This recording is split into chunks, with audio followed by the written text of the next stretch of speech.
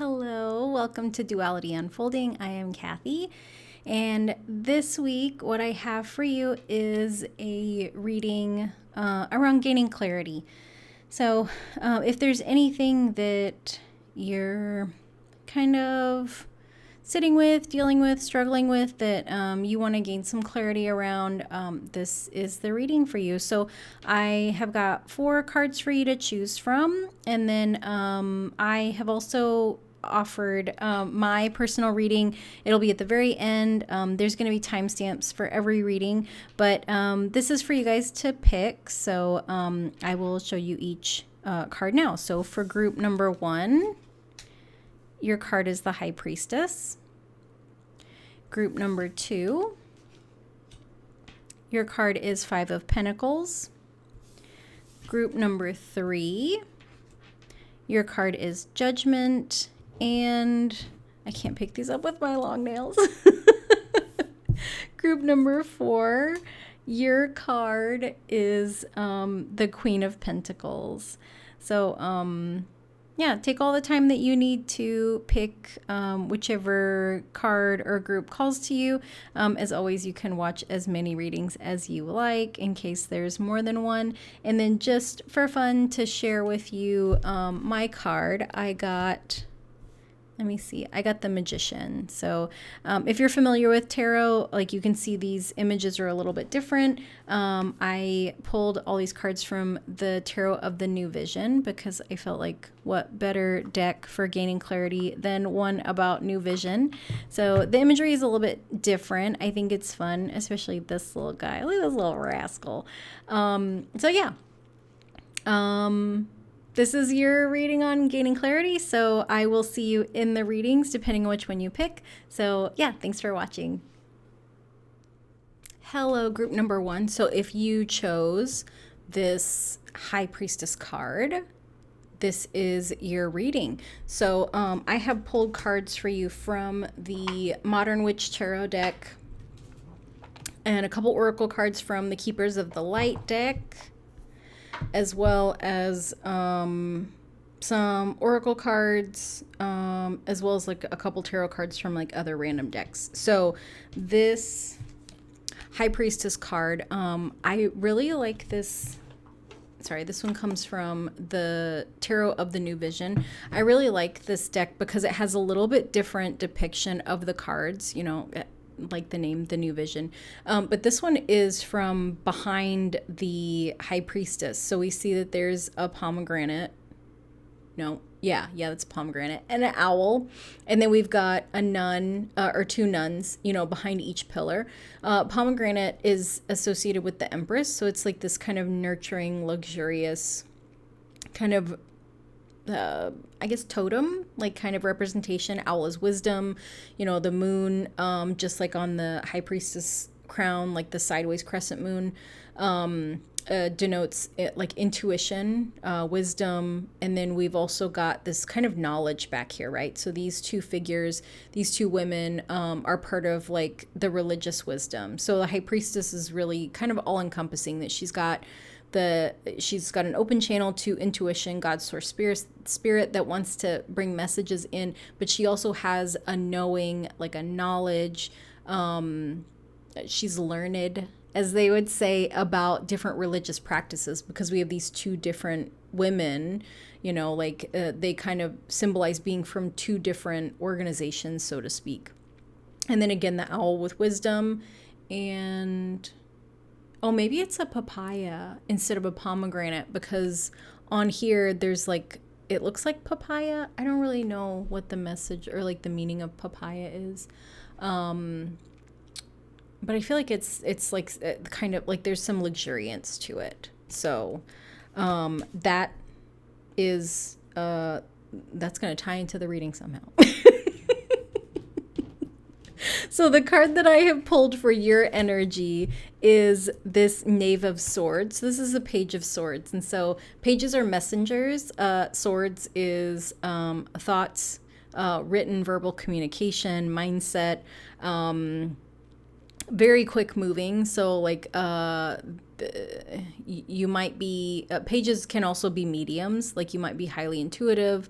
You might be a channel yourself. You might be a medium of some kind, a little bit psychic, maybe, especially with like the swords because they represent the mind.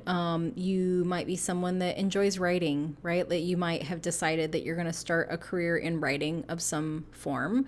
But yeah, like strong communicator, smart, quick mind, quick wit is kind of what it feels like to me.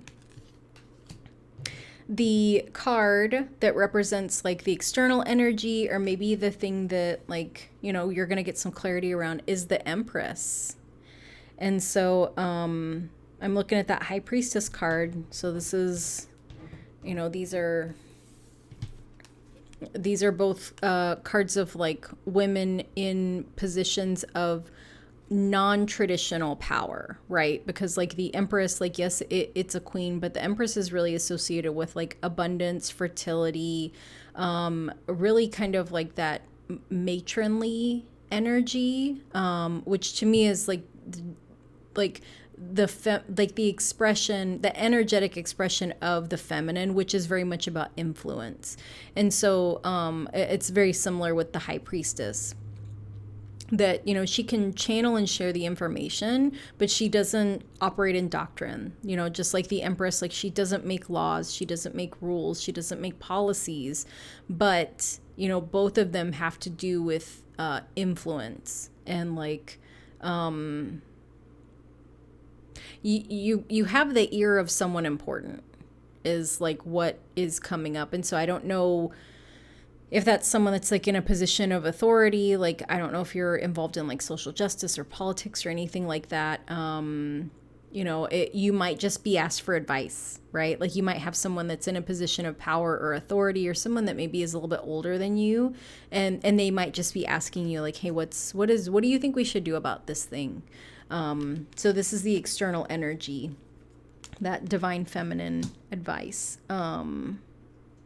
And I'm just looking at this again, this Page of Swords. The eye on his neck caught my eye because it made me think of like the third eye and like psychic, intuitive, or even if you're someone that like you haven't tapped into your gifts yet, you might have the power of sight like in a very kind of tangible 3D way. Like, you might have you might be really good at kind of seeing the big picture of things. Like, you might be really good at planning and strategy.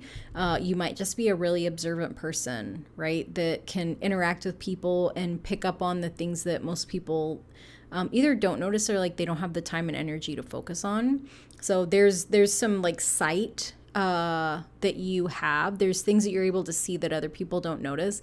And that is a type of wisdom, right? That like we don't often associate like the skill of observation with wisdom, but it's like we don't all have to learn the hard way, right? Like, not everybody has to learn through experience. Like, some people can learn by like watching things. I think actually a lot of people can learn by watching things. Like, I think that's why like cooking and baking shows are so popular, because it's like there's these little things that you learn, right? So you can watch a cooking show with like all professional cooks, and like you're going to learn some knife skills. You're going to learn how to curl your fingers so that you don't cut the tips of your fingers off, or you're going to learn how to, you know, kind of chop things, or how to work a knife in a different way than if you just kind of did it by yourself and were kind of like struggling to learn. So it's like you don't have to watch the show and like use your knife at the same time. It's like you can watch it and receive that information and then apply it later. So yeah, that you've got some wisdom.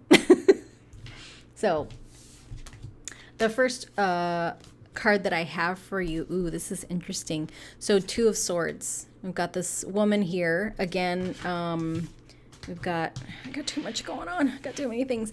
We've got this crescent moon, right? So we got this crescent moon again in the dark of the night, still of the night, quiet. There's two things. So two means something. Two is important. But this Two of Swords, like, this woman has she's got a conflict. So you're getting some clarity around what that conflict is. And I say she's conflicted because her arms and her legs are crossed, right? So she's a little bit contracted, physically contracted, maybe protecting herself a little bit. The two swords over across the two arms with the swords crossed over her body, to me, is associated with a little bit of protection and kind of conflict. She's got, if you think of the swords as like mindsets, she's got them kind of crisscrossed in a way. So there's a little bit of confusion that her eyes are covered, right? So you might be in a situation that normally you would be able to see and know how to handle it, but it's a little dark. Things are unclear. And so, I mean, what better like thing to get clarity around than something that's kind of causing you confusion, that you're struggling to get clarity on. Swords are associated with the mind and thoughts, but with the water in the background, to me, this is telling me that it's like something, it's causing you a little bit of emotional distress, right? So it's like the struggle between the head and the heart, the mind and the heart, right? The mind and the emotions, the head and the heart. So the card that, the oracle card that came up is prosperity. And so there might be, I think we'll see as we kind of go on with the reading, but the Empress card is definitely associated with abundance and prosperity. But this, whatever this thing is, it might be holding you back from something really great. So let's see. The next card that I have for you, is success. So the Empress, the prosperity, this success card, you have to make a decision. You have to make a decision, and that's going to lead to your success. And I think part of that decision is going to be letting go of something, because we've got this lighten your load card, that you might be carrying some things that aren't yours. You might be trying to get some clarity around, like, what do I let go of? What do I leave behind? Because like looking at her, it kind of looks like she's sitting on a box, but it's like you can't fit a whole lot into this box, right? So you can only take so much with you if you stay or if you leave. But yeah, so this Six of Wands card, Six of Wands is a card of celebration. It's a card of success, right? So we've got this woman on a horse. She's got this wreath, and then she's got that V earring, V for victory, success. So, and this is what you're not aware of, that you're not, like, as you're processing this, I think there's some fear around, like, can I do this? Am I going to be okay?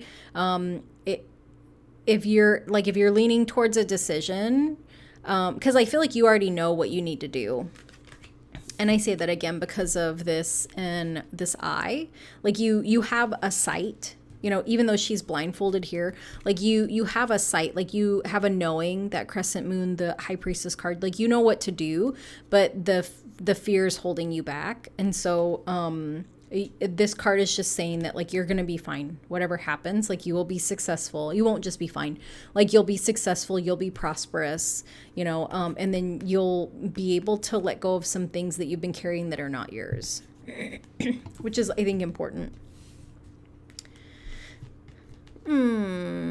So the thing that you are aware of is this Two of Cups card. And so we've got these two ladies here, and I feel like it's a really beautiful energy too, because it's, one of them is in the water and one of them is on the ground, right? So it's like we've got one person that is heart focused and one person that is a little bit more logical. And so again, there's this kind of rebalancing here, because we've got the water for emotion and the swords for the mind. But like, I don't know why it came to my mind. You know where to go. I don't know if that makes sense for you. Like, you know where to go, and you know what to do. Yeah, you know where to go. Like, it's really loud. And it, like, I wasn't going to say it, but it's like in here, right? So, this is kind of gross, and I apologize. Like, like, you know, when you're nauseous and like you do not want to get sick, but it's like it's right here, like it's gonna come up, like there's no way that it won't come up, and so that you know where to go. That's how it felt, like you know where to go. Even like I can still feel it in that. I don't know why, it's very weird. Sometimes I get like physical stuff that comes up and I'm like, I don't okay, like I have to say it, it has to come out, I get it, but like can we not? um So weird, but welcome to the weirdness. Yeah, so Two of Cups. This is a very balanced, healthy partnership energy, and so if you're not interested in like romantic love, that's not like necessarily what this means. Like this could be like you could be leaving a job, you could be leaving a school, you could be moving out of a city, and wherever you're going, it's going to be more balanced. It's going to be better for you. It's going to be more positive. But I mean, this could have to do with a relationship as well. But like the energy of this card is definitely a welcoming, you know, because she's reaching towards her. The balance of like emotion and logic. There's an evenness. It's calm. It feels safe. It's not confusing. Yeah. And so the oracle card that came up for this is discipline. I can accomplish what I set my mind to. And so again, like you know where to go. You know where to go, and you just have to set your mind to going there. You know? Yeah. Okay. The next card I have for you is the thing you need to understand about yourself in making this decision is the Strength card. And like it's such a beautiful depiction, right? That this like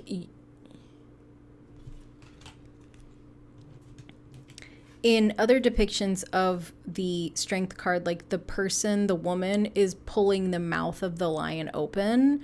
And so like we can force things, we can use our strength to force things. But as I talked about earlier, like the nuance of influence. And so I feel like these energies very much match to each other. Like this is a very influential type of strength, right? Like we don't see exactly what happened, but she essentially tamed the beast, to the point that like she's got this little flower wreath on it, right? And she's kind of just like, come on, baby cat, like let's go.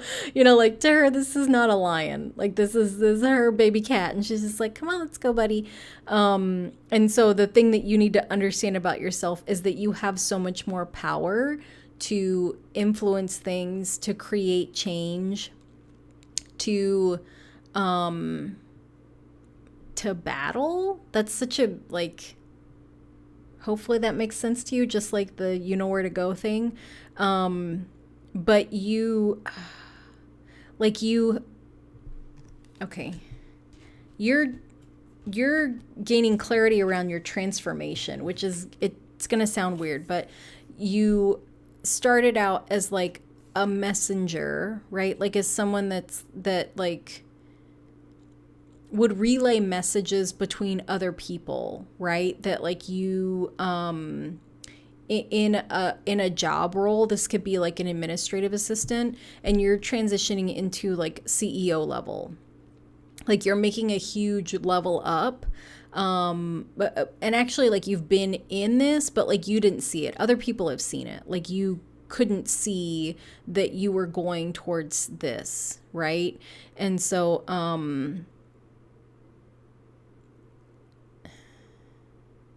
you've always had the sight to get to this. I feel like there's a lot of messages coming through that like they don't make sense to me, so I'm hoping that they make sense to you. They don't make sense to me because they're not for me, but you might have visioned this for yourself. Like this might be the vision of your higher self that you've always seen, like this level of influence, stature, like if that makes sense, influence, which I feel like I just said, but you're gaining clarity around how you are transforming from, you know, someone that would relay the messages of others to the person that is creating messages, sharing messages, giving messages to people. Like, instead of being the person that delivers the mail, you're the person that is like creating the mail that gets delivered. I hope that makes sense. But we've got this strength card that you're understanding like what your own influence and strength are. And the oracle card that came up is guilt. I release any beliefs that no longer assist in my soul's journey. So, you feel bad about how easy it's been. You feel bad about how easy it's been to go from a lowly page to an empress, right? And so like I feel like an empress is even above a queen, because of this being in the major arcana. That in the court cards, like we've got, the page, knight, queen, king, but above that is all the major arcana, right? So there's this part of you that feels guilty for how quickly you progress, like how exponentially you have like advanced. And you don't have to. You don't have to feel that way. Again, the message is I release any beliefs that no longer assist in my soul's growth. This is the soul expression, or this is the expression of yourself that your soul came here to inhabit, is the empress. So this guilt stuff is really kind of ego focused, ego attached. The human part of you, like when we come here and we incarnate, like, our souls kind of put in this like skin suit, and like we lose a lot of the knowledge that we had from like past lifetimes, or even from like when we drop down into this incarnation. And so like we're subject to the circumstances of like being a human being affected by all these other human beings that are kind of just as lost as we are. So like that guilt that comes up, like you're not bad or wrong for feeling that. Like we're all kind of subject to like social norms for wherever, like whatever pocket of society or culture that we belong to, and that like, again, you can release any beliefs that no longer assist in your soul's growth. So I'm just going to let you look at that.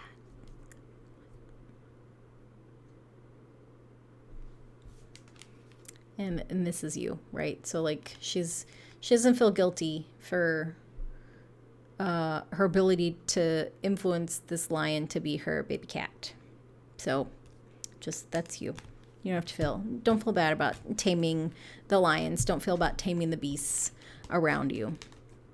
So the understanding around all of this,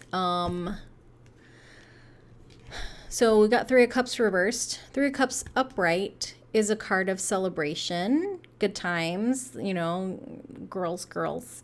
3 of Cups reversed is, it's a card of, at its like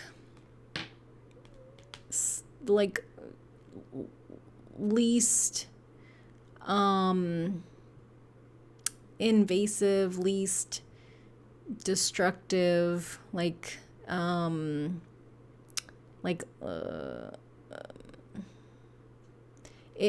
it represents like kind of petty drama, gossip,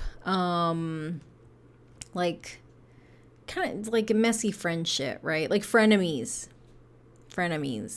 At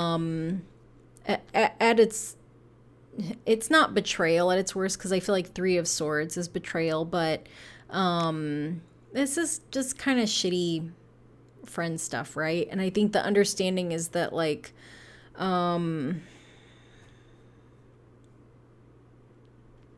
sometimes we have to go through like hard human stuff, right? Like sometimes like we connect with people and like we think that they're really, really great, and then something happens and we see that like they're not great, or that like we thought these people were our friends and like we find out that they're not. And and it might not be anything horrible that happens, right? Like this isn't necessarily like someone like trying to steal your credit card or anything like that, but this is kind of it's like the catty shit that happens, right? So it's like you go out with your friends and then they tell you that they called an Uber to go somewhere else and they're leaving like right now, but you're maybe talking to other people, or they didn't even ask you if you want to leave. And so it kind of puts you in this position, right, where it's like, okay, well, does that mean I can go with you, or like you don't want me to go with you? It's like this like icky confusion, right? And so and this doesn't necessarily have to be friend stuff. Like this can happen in the workplace. This can happen with families. And so, you know, like that understanding is that sometimes people show us who they are, and we have to open our eyes and see it. Like we have to figure out a way to accept that these people are showing us their truth, which is hard, right? Because like why would we why would we choose friends like this? We wouldn't. You know, like we wouldn't choose that. And so then when we find out that that's the truth of it, it's like, that fucking sucks. It's shitty. The oracle card that came up, excuse me, is relationships. I'm attracted to those people who serve my higher good. And so, yeah, I feel like all this stuff, the understanding for like why you have to choose, why you have to move on, you know where to go. It makes sense now. Especially this card, right? That like the Two of Cups, this is a balance in friendship, a balance in relationships. Three of Cups reverse, this is not balanced. So the understanding is that, like, you know, you have to make the best choices for you, and that because of this bullshit that happened, you're calling in healthy, nurturing, caring, like positive relationships. Yeah. And then I've got 2 oracle cards for you, and they are from the Keepers of the Light Oracle. So, yeah, interesting. So the first one is Joan of Arc. The message is voice of truth, stand strong, focus on your purpose, release the fear of persecution, and speak your truth. So, 2 of Swords, deciding what to say. And the next card is Master Jesus, which the message is forgiveness. You are on the path of light, love, and forgiveness. Father healing is possible at this time. Yeah. So group number 1, that has been your reading. I hope that it was helpful, you know, because the whole point of the reading was to gain clarity. And so like, I hope that like that you can see, I hope that you can see the decision that you have to make, and that you're moving towards like really beautiful, positive things, you know, that like you're going to have that success, that you've grown a lot, you know, that you've got this really beautiful, nurturing, abundant, influential, positive energy that you're coming into, that you're stepping into. And so like you deserve to receive the same positive things that you're putting out. So yeah, group number 1, that was your reading. And I just want to say thank you so much for watching, and I'll see you next time. Bye. Hello, group number 2. So if you chose the 5 of Pentacles card, this is your reading. So I pulled these from this Tarot of the New Vision little tiny mini deck. So 5 of Pentacles, whoops, I almost knocked over one of your cards. 5 of Pentacles is, it's kind of a hard card. You know, we've got this person that is, they're not doing so great. They only got one leg, and they're holding a baby or a toddler. And they're in front of a church. You know, the lights are on, but this card sometimes can mean like the blind leading the blind. This card can also mean that like you're not getting the things that you deserve or the things that you need. You know, 5 is the number of change, but Pentacles are a really slow moving card. So like this could just be how you're feeling. Like you might just be feeling like really down and out around something. And so, you know, wanting to get some clarity around that, like that makes sense. Like nobody wants to be stuck in this energy for a long time. It's very it's a very difficult energy to be in, because we don't see that there's assistance right behind us. And so we can feel very like lost and alone. But, like the overall message of it is that, there's support behind you, and that can be that like there's people in your life that you don't realize are willing to support you, or that can be part of like a spiritual team. Like you can have angels, guides, ancestors, loved ones that have passed that are around you. And it's like, we just have to call out for help, right? Because this person sitting in front of this church, like they could possibly just like yell out and ask for help. And there could be a door right here that we don't see, or a door right here, and someone could be inside and like run out and come and help them. So,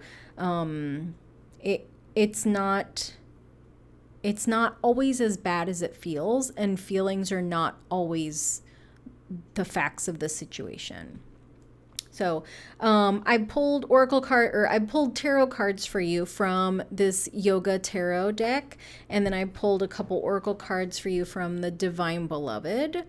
I've also pulled 2 tarot cards and 5 oracle cards from like other decks as well. So the first 2 cards I'm going to show you are a card for your energy, and then a card for kind of the external energy. It could be the thing that you need to gain, or that you're trying to gain clarity around, or it could just be like an external energy that's kind of coming in. So we'll see what it is. But the card that I pulled for your energy is the Knight of Cups.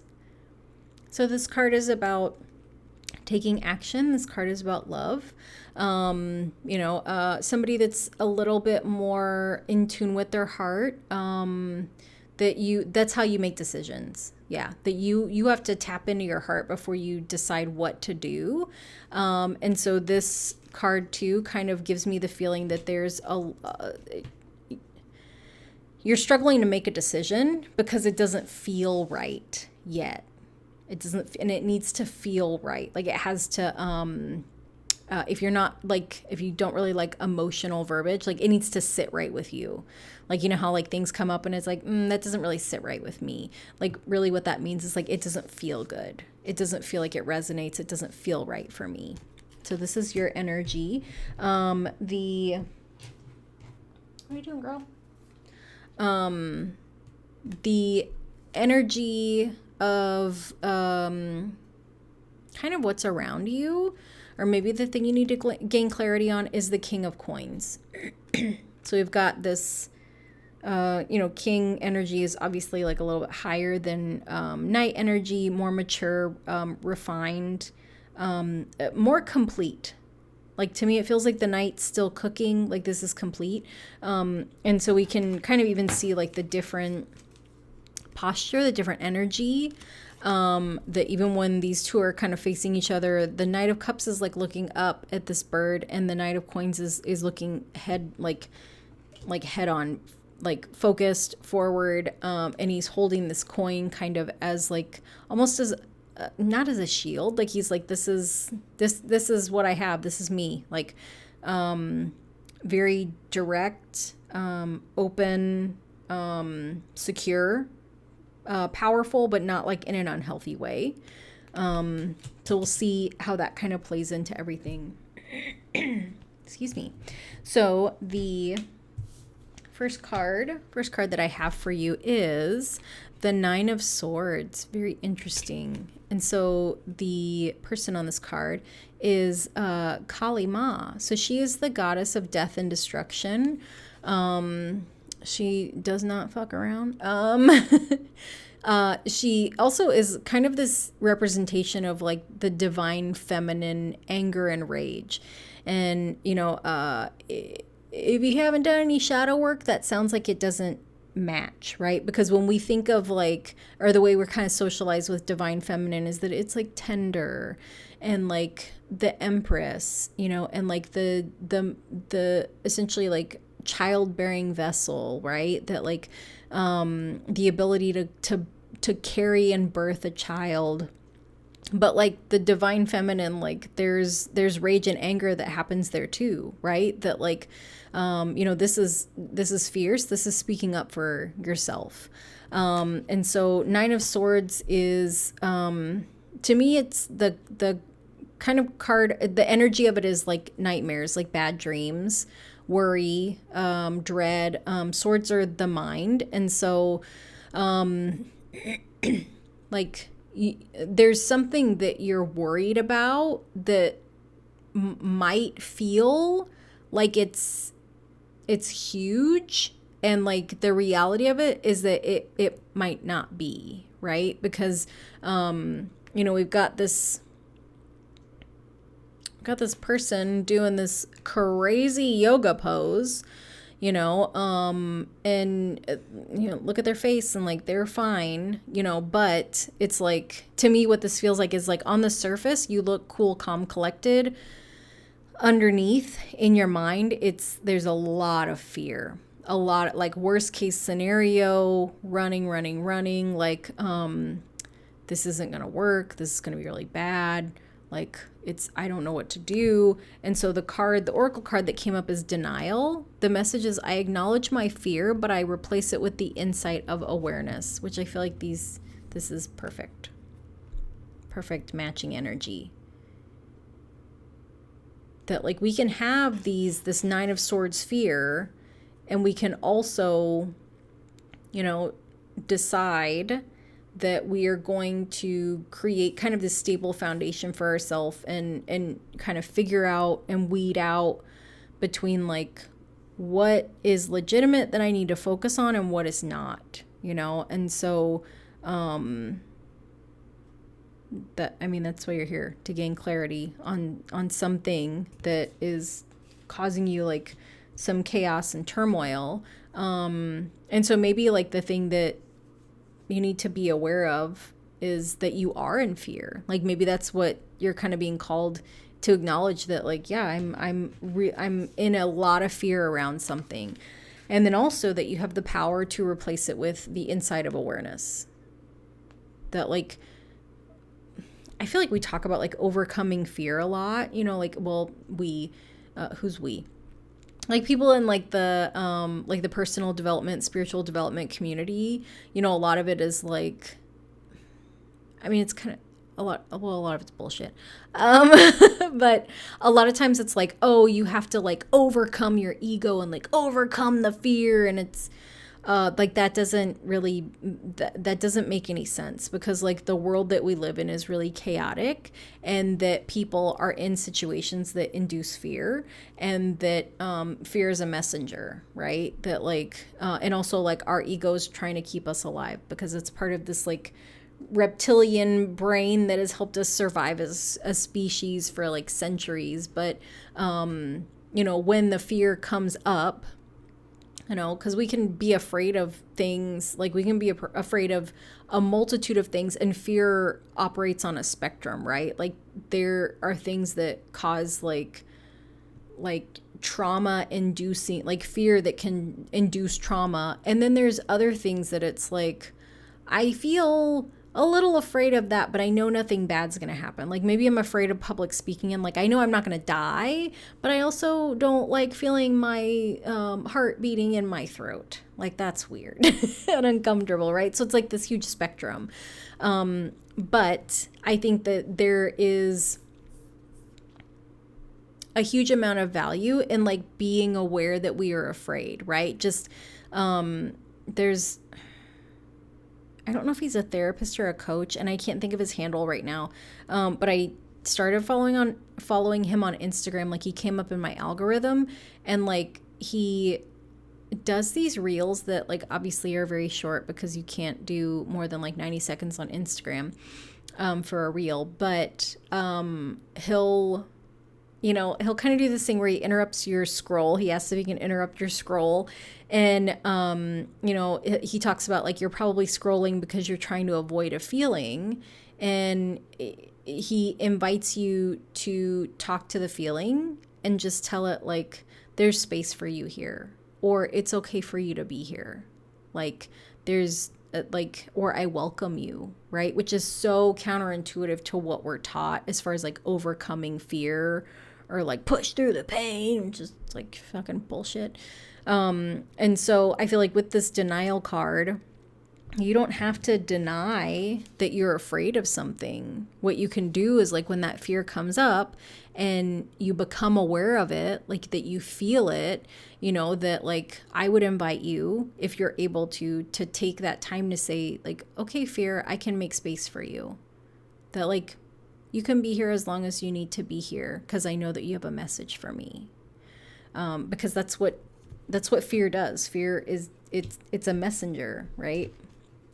It's there to tell us something, like either that like we gotta get the fuck out of where we are, or be careful driving next to that guy because he's all over the road, or that girl because she's all over the road, or or that like we're having a physically uncomfortable experience knowing that we have to stand up in front of a group of people and say words or read words from a piece of paper or a card or something. So that fear and becoming aware of like that fear it looks like what is the focus of the card. And so I am curious if there is someone that is creating fear for you.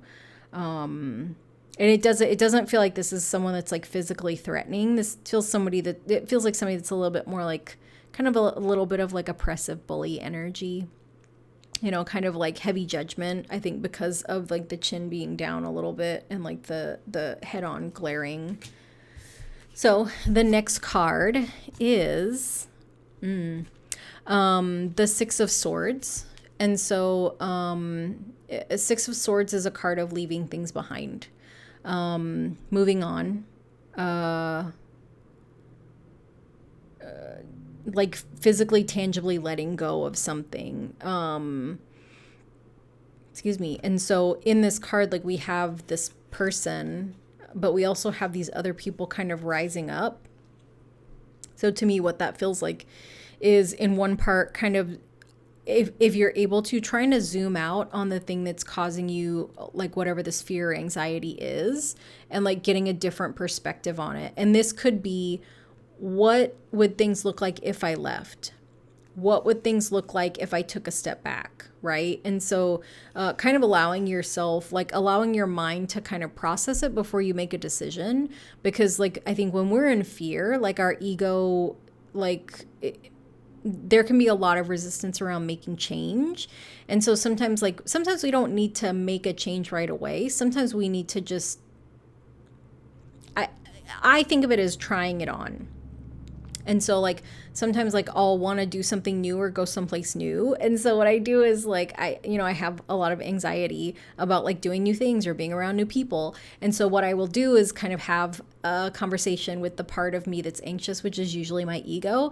And I'll tell it like, okay, we're just going to try it this one time. And if we hate it, we don't have to ever do it again. Or, and I think I've used this example before, like I'll want to go to like, I don't know, maybe like a new restaurant. And it's like, okay, if we get there, or if like the traffic is like horrible or the parking is a mess, then like we can just come home. Because the purpose might not be for me to eat at that restaurant. Like the purpose might be just for me to get myself out of my comfort zone, right? Because like eating alone is really uncomfortable, at least for me. I know it's not for everybody, but that like, okay, I'm trying to push my own edges, but I don't want to force myself to do something that's so uncomfortable that I just stop before I even try. And so like, to me, that's what this is, like kind of visualizing like, okay, I'm not ready to leave this situation, but it's like, what would it look like if I just lived somewhere else? Or what would it look like if I didn't work here anymore? Or what would it look like if, 6 months from now, after I stopped interacting with this person, and just kind of letting your brain get used to that ahead of time. And then the oracle card that came up is willpower. And so I like that we've got some symmetry here. The main person, and then there's two elevated things, right? Two elevated energies that the main person has power over, right? So like she is holding up these two planets. This person is kind of visioning, imagining two elevated scenarios. So I feel like these two very much go together. That yes, it does take a lot of willpower to leave something behind, but you have the strength to do whatever it is that you decide. which is like always a lovely message, right? That like, okay, I want to do a scary thing, but I can do it. Okay. Page of Wands is the next card that came up. So you're getting a message that you need to take some action. Typically the Page of Wands doesn't give me this energy, but like if you look at the staff, it's like it's the same on both ends. And so if you're trying to balance out what to do around the thing that's causing you a lot of fear, you want to elevate the action that you take. Like you want to take the path of least resistance, but also like when they go low, don't go lower. Like you want to take the elevated path, like follow the light, follow your values. And we, when we look at him, he's very focused on this light. So to me, that also feels like there's going to be something that's guiding you towards the right decision, signs and synchronicities, whatever those might be for you. Like for some people, it's like numbers, like angel numbers, like triple numbers. Some people it's animals. Some people it might be a song. It's a symbol. And if you don't have one, like if there's not one that like comes to you, then you can pick something and, just kind of let the universe or your guides or your ancestors know, like, okay, I'm going to need a sign when I start to do this. So please show me a yellow rose when I'm on the right path, or please show me a yellow rose when you want to call my attention, or please play a song with a yellow where they talk about a yellow rose or something. And then the oracle card that came up is blessings. And so we've got this woman under a full moon, and she's kind of holding this light, which is very similar to this light here. They almost look similar too, right? Facing the same direction, short hair, minimal clothing, and they're both holding on to a light.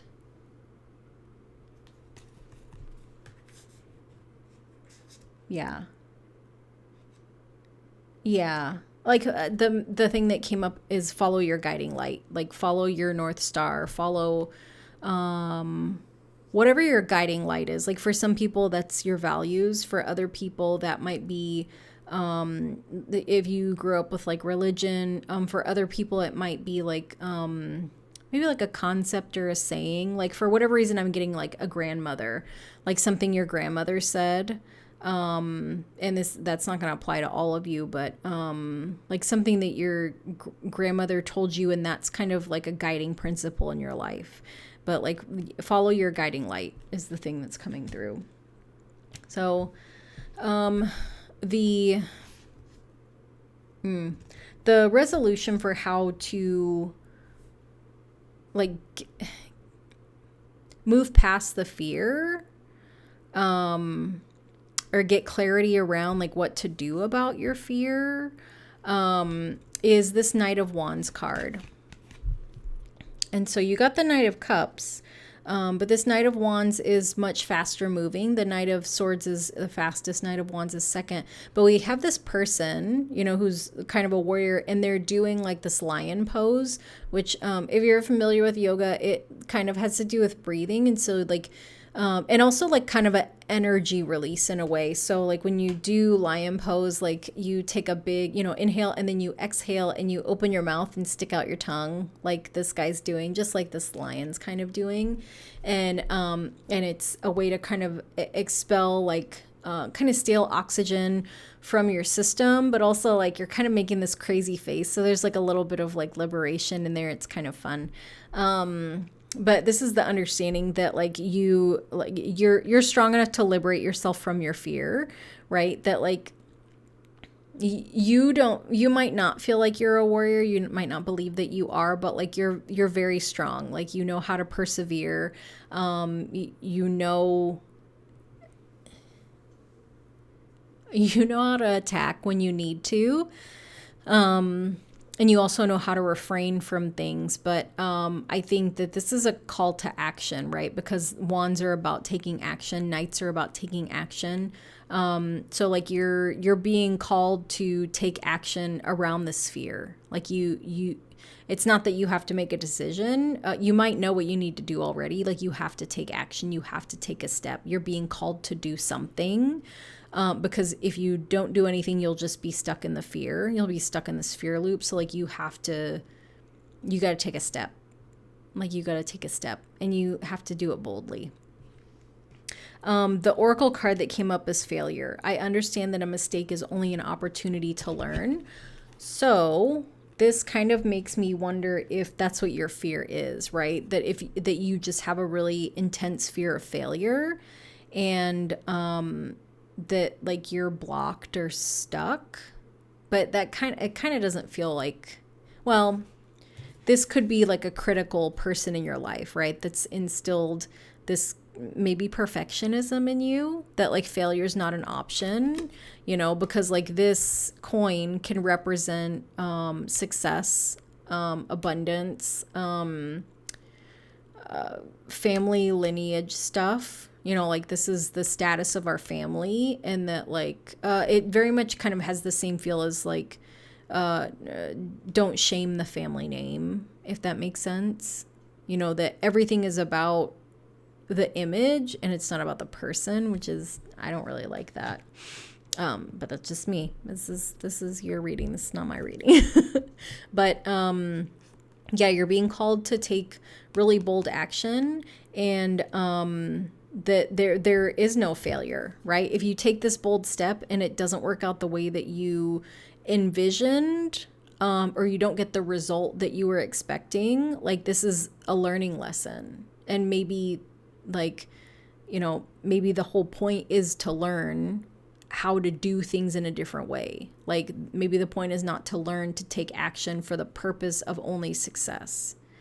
Because if we always do well at things, then we don't learn, right? It's like we need to not be good at stuff sometimes to understand like what our limits are. So the next card, sorry, I'm looking at all your cards. The next card that came up is the Seven of Swords. And you got quite a few swords cards. Yeah, you got 3. So Seven of Swords.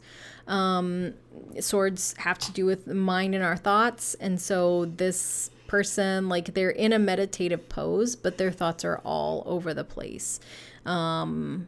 Just kind of electrifying their mind, right? So like their mind is very, very busy with thoughts almost about everything, right? That because the hair is kind of going in all these different directions. So it's like maybe work and money and relationships and health and like all the things. And it's almost like a tug of war too, because it's like the body is calm and the mind is chaos. And so like the understanding is that like that's not sustainable. Like you're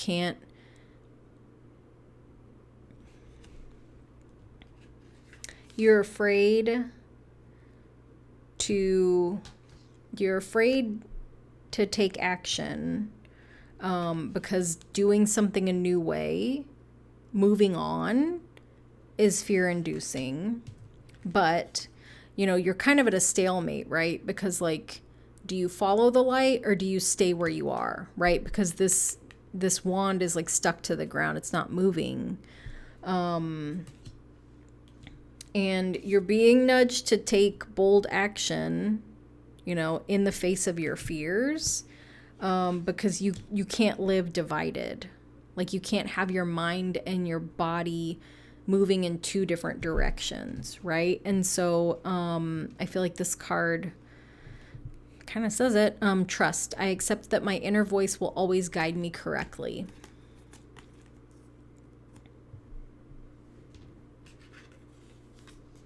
And so to me, like this time that you are able to spend kind of visioning, what if I do this, or what if I do that, or what if I do this, like you want to follow the one that gives you that sense of overall calm, right? Because when we look at these two people, like this one, the mind is all over the place. This one, like it's very calm. Like the two, like this one's way more calm and balanced than this one is. And so like your inner voice, the thing that you can trust, is the thing that's going to leave you with that sense of calm. When you're visioning and imagining the things you should do or that you could do, and your brain starts to kind of go crazy, then that's an indicator that that's not your inner voice, right? Our inner voice is very kind of quiet and still, and the ego is kind of like that panicky, anxious voice. So the two oracle cards that I have for you are from that Divine Beloved deck. So the first one is Desires. I offer all longings to you. And it says, change me, Divine Beloved, into one who offers all longings to you. Let me feel whole, knowing all true needs will be handled. You are my source for all. And so we have this little couple here. It's like cuddled up on this pink cloud of love. And then the other card is Mystery. And the message is, I rest in the unknown. Change me, Divine Beloved, into one who rests peacefully in the unknown until the right and timely actions are shown. I offer the mystery to you alone. And so to me, this card very much matches this Six of Swords, right? Where it's like, we're just kind of imagining, envisioning different things, and we're not yet taking action because we haven't been told yet. But when you are given that nudge, right? Because we look at these two, you know, he's focused on that guiding light. This is the light. This, you know what I mean? Like it's the yellow is leading to this, taking this action. So it's like you have to get still with yourself. You have to get to like a quiet, still place to figure out like what are you comfortable with? What is going to work best for you? Like how do you connect with divine, spirit, source, God, goddess, whatever it is that you believe in? How do you develop that relationship? How do you sit with source and just be open and listening for when that wisdom drops in so that you can hear when it's time to take action? Yeah. Because you're not meant to stay in this kind of not great, like this is fear and lack, right? This is like, there's not enough. I'm worried. I'm unsure. I don't know what to do. This oppressive energy is not great. You know, that there are things that you're desiring that you want for yourself, but that fear is holding you back from it. And that, you know, until you can really get quiet, and make time and space to hear from source, like you're not going to know when to take action. Yeah. So I feel like, the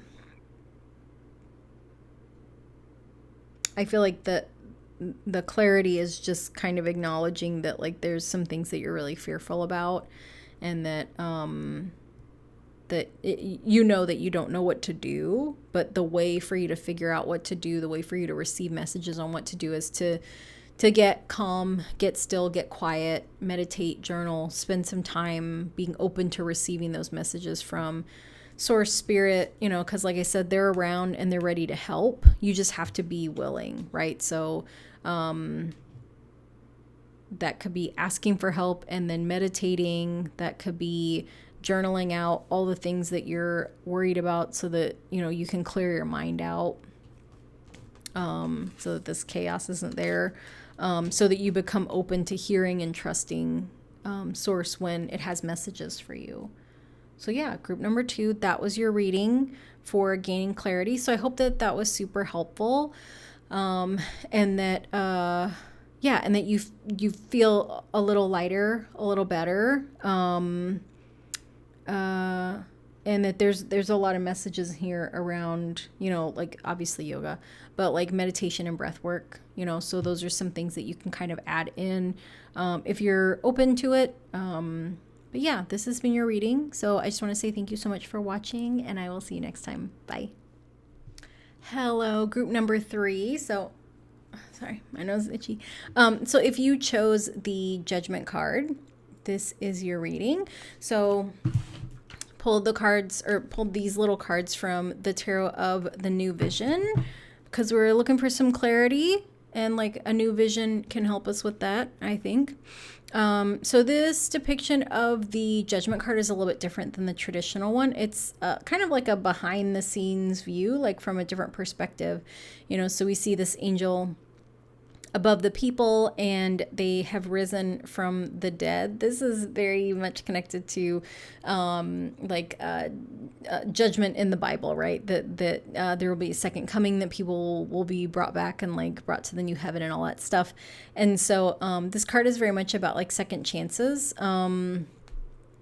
reevaluating, getting a new perspective is really kind of what it feels like. So I have pulled cards for you from the Tarot of Curious Creatures, and I pulled a couple oracle cards for you from the Power of Love deck. I've also pulled oracle cards from a couple random decks. Excuse me. Let me get myself situated. Oracle cards from a couple different decks, as well as some tarot cards from another deck. So the first 2 cards that I'm going to share with you, they're tarot cards. The first is going to represent your energy, and then the next is going to represent kind of the energy for either the situation or circumstance that you're trying to get clarity around, or just kind of an energy that's like around you, an external energy. So, hi Ben. What's up, buddy? Yeah, okay. So the first card that I have for you is the High Priestess. So this, hi Ben. Hello, sir. I was taking a nap. I guess all my talking woke him up. Okay, that's enough pets. See you later, alligator. So the High Priestess card is very much a card of intuition, a connection to source spirit, but also a knowledge of I don't want to say worldly things. I feel like that sounds so cheesy, but she's tuned in, but she's very aware of how the world works, right? So very balanced, right? Like the 2 parallel, lines. There's the balance there. That she's not so far in the spiritual world that she doesn't understand how the real world works, and she's not so far into the real world that she doesn't believe in any kind of spiritual practice. So that's your energy. The card for the energy around you is the Queen of Coins. So this is a card of like nurturing and creation, kind of associated with Empress energy, but there's like a growth. Like there's something's growing, something's developing. Like in my brain, it looks like plants. Like it looks like ivy, the way that ivy will grow on different things. Like whenever I drive to the grocery store, like there's a telephone pole that I think they went through and like replaced them, but like they left the old ones there, and there's one that's just like covered in ivy, but the ivy hasn't gone onto the new electric pole. It's kind of weird, and I don't know how long it's been like that. I just noticed it the other day, but this Queen of Coins energy feels like that that slow growth that kind of creeps up on you, right? And I feel like that's kind of how ivy is, right? Like it's literally a creeping plant. Like it creeps up things, but it grows pretty quickly, right? So it's like you don't notice it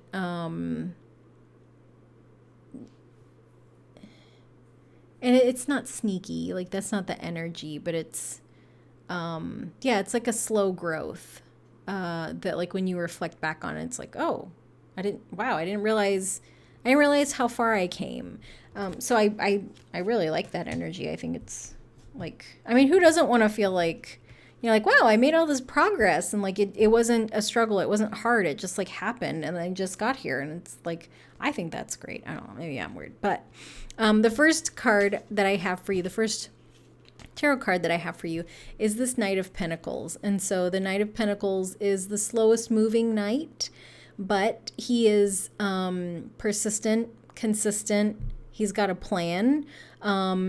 He is very deliberate and intentional. And so I like that we also have a little bit of this green foliage kind of creeping in. To me, the Knight of Pentacles is a farmer. And so he, like, like people that actually do farming, which is not me. Like, I'm not very good at growing things. I'm barely good at keeping plants alive. But, with the concept of farming, it's like you can't just pick a plant that you want to grow and like plant it today, right? Because like depending on the time of year it is, like that plant isn't going to grow. Or do you have the right soil, or do you need to get fertilizer, or like is that plant indigenous to where you're at? Like, can it even grow there, right? Like I'm in North Carolina and like some of the soil is like really, really sandy. And so it's like you can't plant certain things in the sand. They just don't grow. Like they need a different environment to grow. And so with this Knight of Pentacles energy, like you can't always bloom where you're planted. And you need to make a plan for where you want to grow. Like, what is your end goal? Excuse me. If you've just kind of been chugging along, like if you've just been walking with your horse, doing the thing, going to the job every day, or like taking the classes, or like if you've just been going through the motions and you don't have a goal, this is the message. Like you need to clarify some things. You need to plan out some things, because it feels like walking in circles, like you're walking around the field that you have, like, because in my mind I can see the I thought it was on here, but in my mind I can see like a plot of dirt with like the rows, like somebody's like hoed out the rows to be able to plant things, but you're not planting, you're just walking circles around the land. And it might be that you're like walking these circles like, okay, well, what should I plant? I could plant flowers, or I could plant strawberries, or I could plant this, right? And it's like your mind is kind of wandering while you're walking around your plot of land. But like, I don't know if it's that you're indecisive. I don't know if it's that you are not sure or you're not ready. But like you need to make a plan and you need to figure out what the intention is. And I apologize because I feel like I sound like really bossy. And so I don't know if you've heard this from someone else. Like if there's somebody else that's been telling you this, like, well, you need to figure this out, and like you need to make a plan, and you need to do this, and you need to do that. And if I am repeating the same things, 1, sorry to nag you, 2, might be confirmation. And yeah.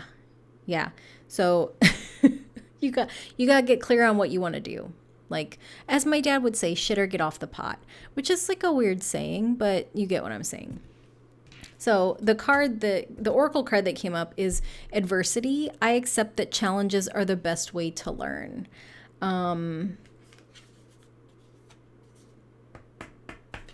If you are a planner, and if plans and controls make you feel safe, you can't hide behind that plan anymore.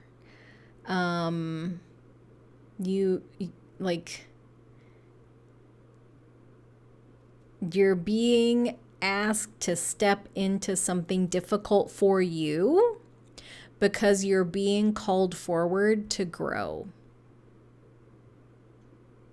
Like if you If you've only ever, to go back to the farming, let's say you have a passion for growing things. Like you just love growing and all kinds of stuff, right? Like you like growing flowers and fruit and trees and vegetables and lettuces and tomatoes and all the things, but you've only done it for yourself.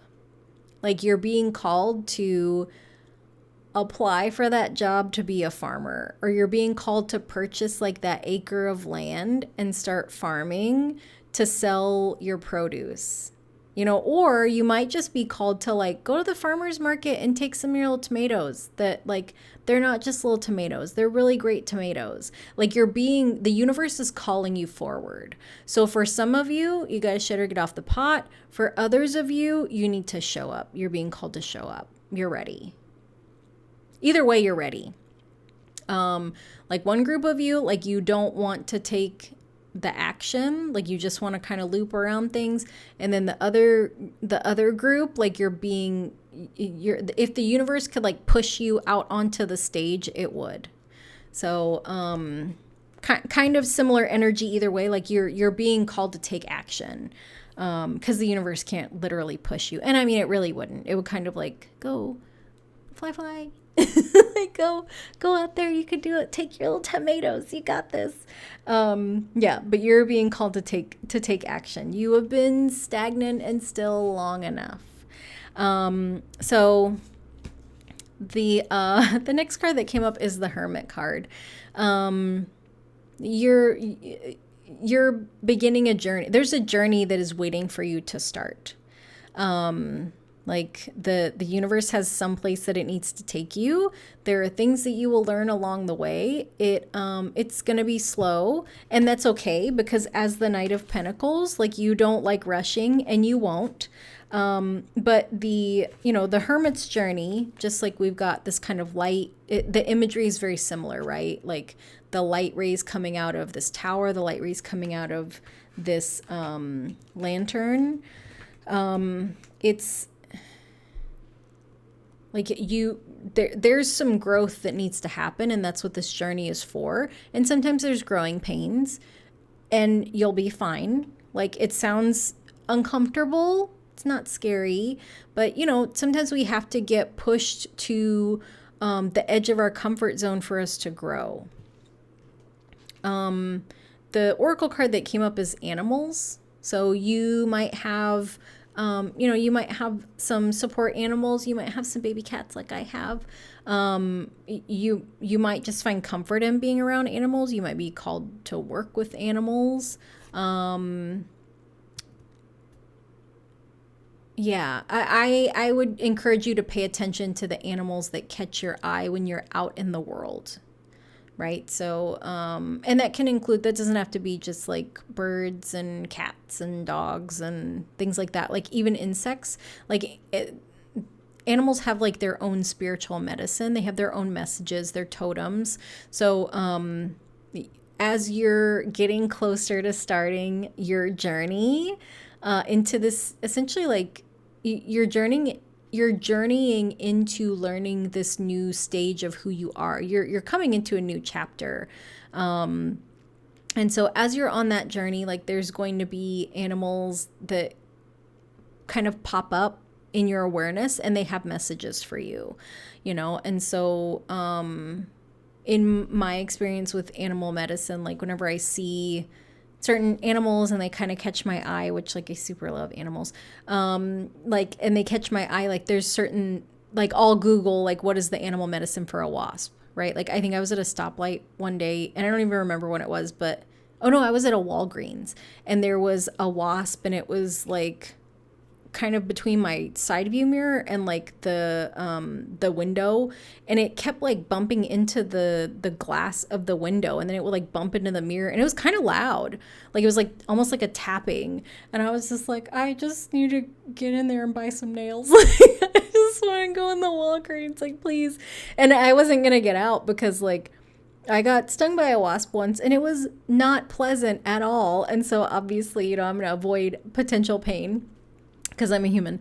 But it just kept like tapping, and I remember like, what is this? And so I was like, okay, I guess I'll just wait, you know. And then later, when I thought about it, it was like, oh, I need to look up what the animal medicine is for a wasp, you know. And I don't remember what it was, but I do remember that it was like the message was meaningful for me and whatever I was going through at that time.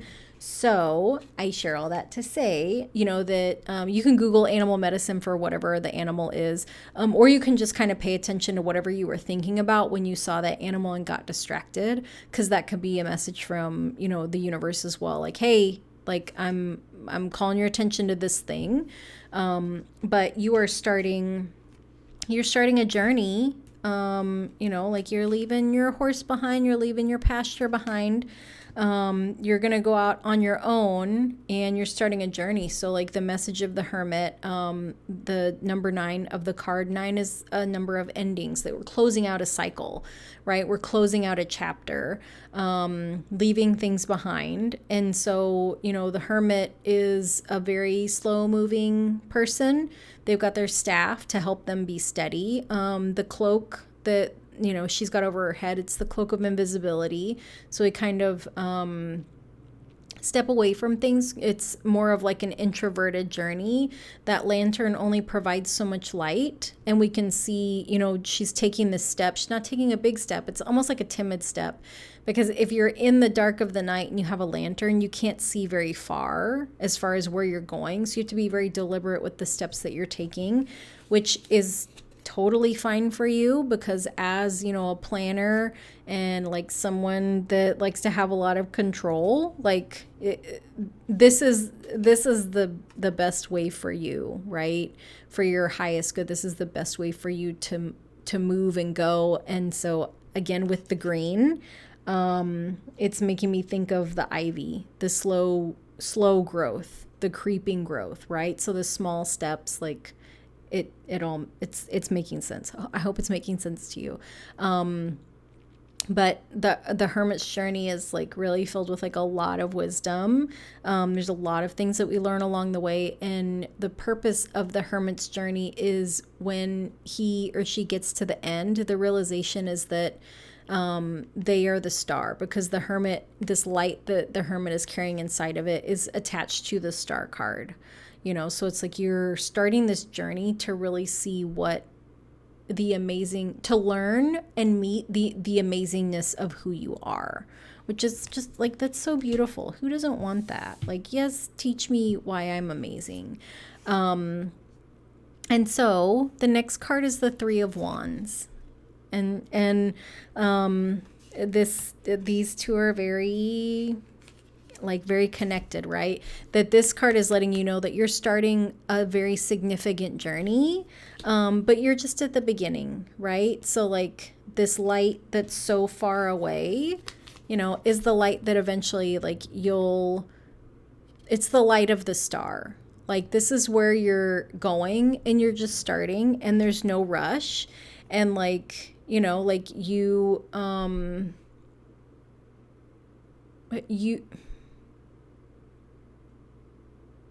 don't need to see the whole plan to start, right? You just need to see the direction that you're going in. And the oracle card that came up is finding, which I feel like is really beautiful, because what you're going to do is you're going to find yourself, right? That this Knight of Pentacles that you've been, like, this isn't who you are. This is a version of you that you've kind of outgrown. Like, so to me, it feels like a snake that's outgrown its skin. And I saw a thing on Instagram, and it was a gecko who was shedding his skin, but like his little head came through, and like the skin part of his mouth was around his face, so it looks like he was wearing a little gecko onesie. And so I feel like that's you, right? It's like this really adorable like transformation that's happening. And it's very like, we look at her face and like she's, you know, she's got this like smile and there's little butterflies, and she's kind of holding herself. Like it's a very it's a very like gentle unfolding, you know. So as someone that like you you need some security, you need some stability, for you to feel safe. Like, the universe is not going to put you through anything that, like, is, like, traumatic or scary. But, like, adversity is different for everybody, right? So the things that feel like adversity for you might feel like a walk in the park for somebody else. And so, just keep that in mind, that, like, as you're starting on this journey of finding yourself, like, it's going to be a little bit uncomfortable, but it's not anything that you can't do, right? It's not anything that you're not capable of doing. And also, like, your soul knew that this is what you needed when you came here. And so I just offer that for, like, a little bit of,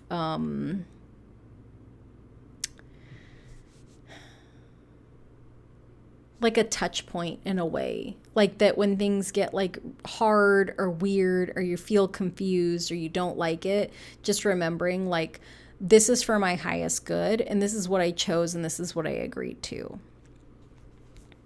So the the understanding why all of this is happening is, or I'm sorry, not the understanding, like, typically it's the resolution card, but, like, you don't have a problem to resolve, right? Like, you're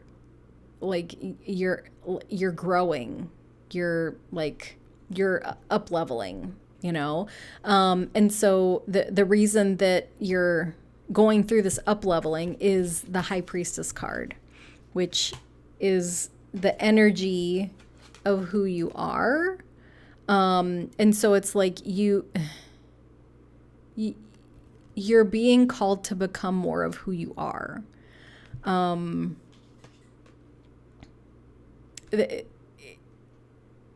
I've I'm struggling with words because, like, I can only say that, like, you're leveling up so many times, right? Like, I can only say that, like, you're growing, and there's this, like, slow growth that's happening. But, like,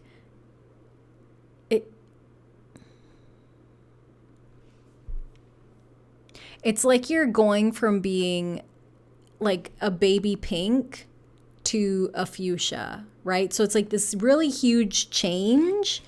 And so these are the same cards, right? But it's like we've got this kind of dull muted colors to, like, this really bright, and kind of quirky depiction, right? Because it's like, this is a woman, and this is kind of a crow of a woman, and it's got, like, similar imagery, but this one is so much more enhanced, vibrant. And so it's like, that's the journey that you're on. Like, you're a movie that's being remastered in Technicolor, if that makes any sense.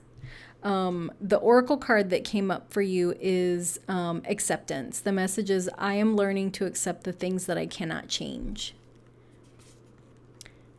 And so I'm curious if some of you have been so rooted in the practical day-to-day living that you're going on this journey to discover the magic of who you are.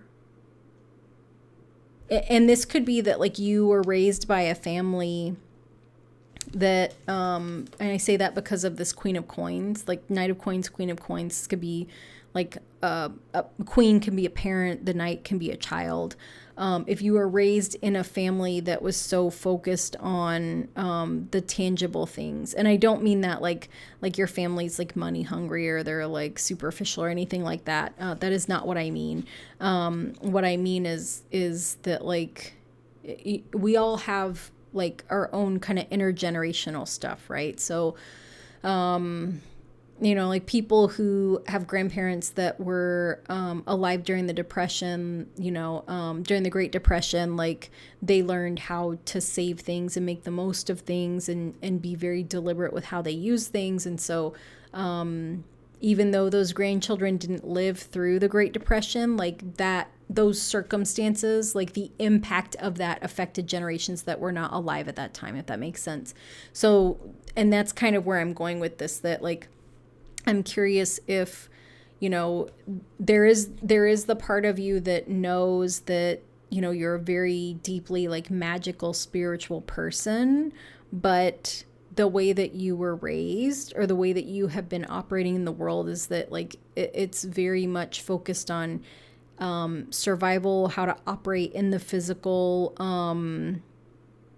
not super tapped in to spirit or source or any kind of like divine guidance. And so like I think that's what I mean when I say it's a return to self, that like you're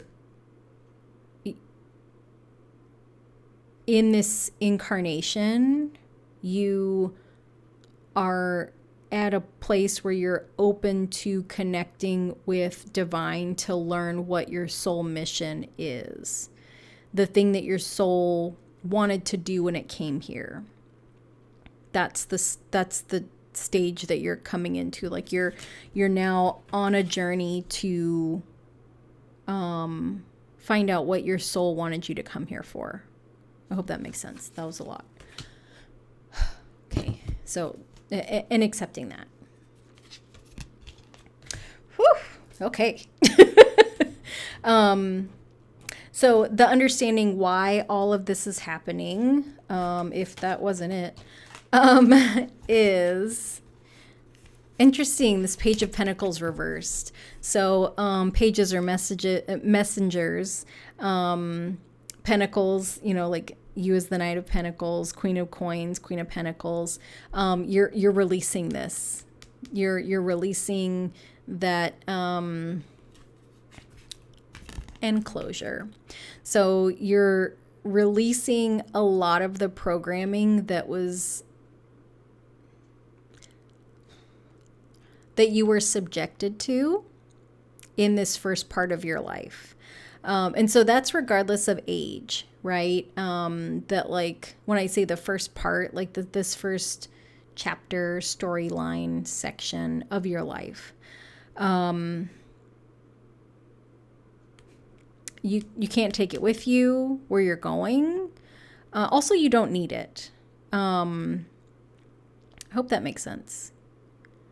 And like looking at this upright, like this is a little, I don't even know what this is. In my mind, it's a marmoset. I don't think that's what it is. I don't even know what a marmoset looks like. But these big eyes focused on this very enlarged coin, right? So the programming that you were raised with, or the programming that you have had, that you've been subjected to, it's very loud, subjected,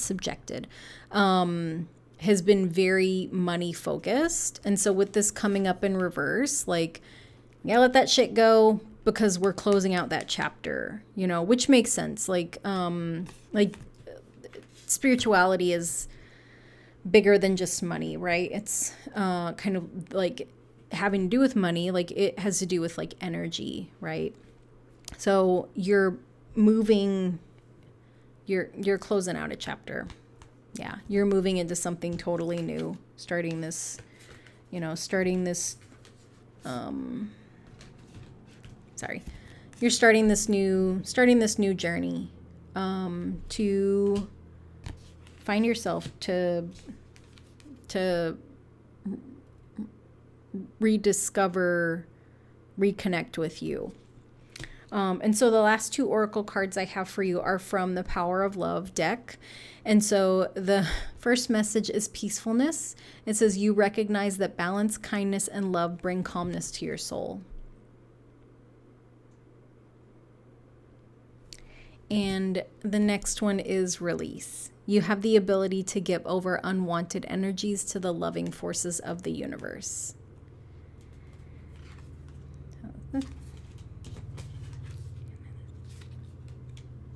Yeah.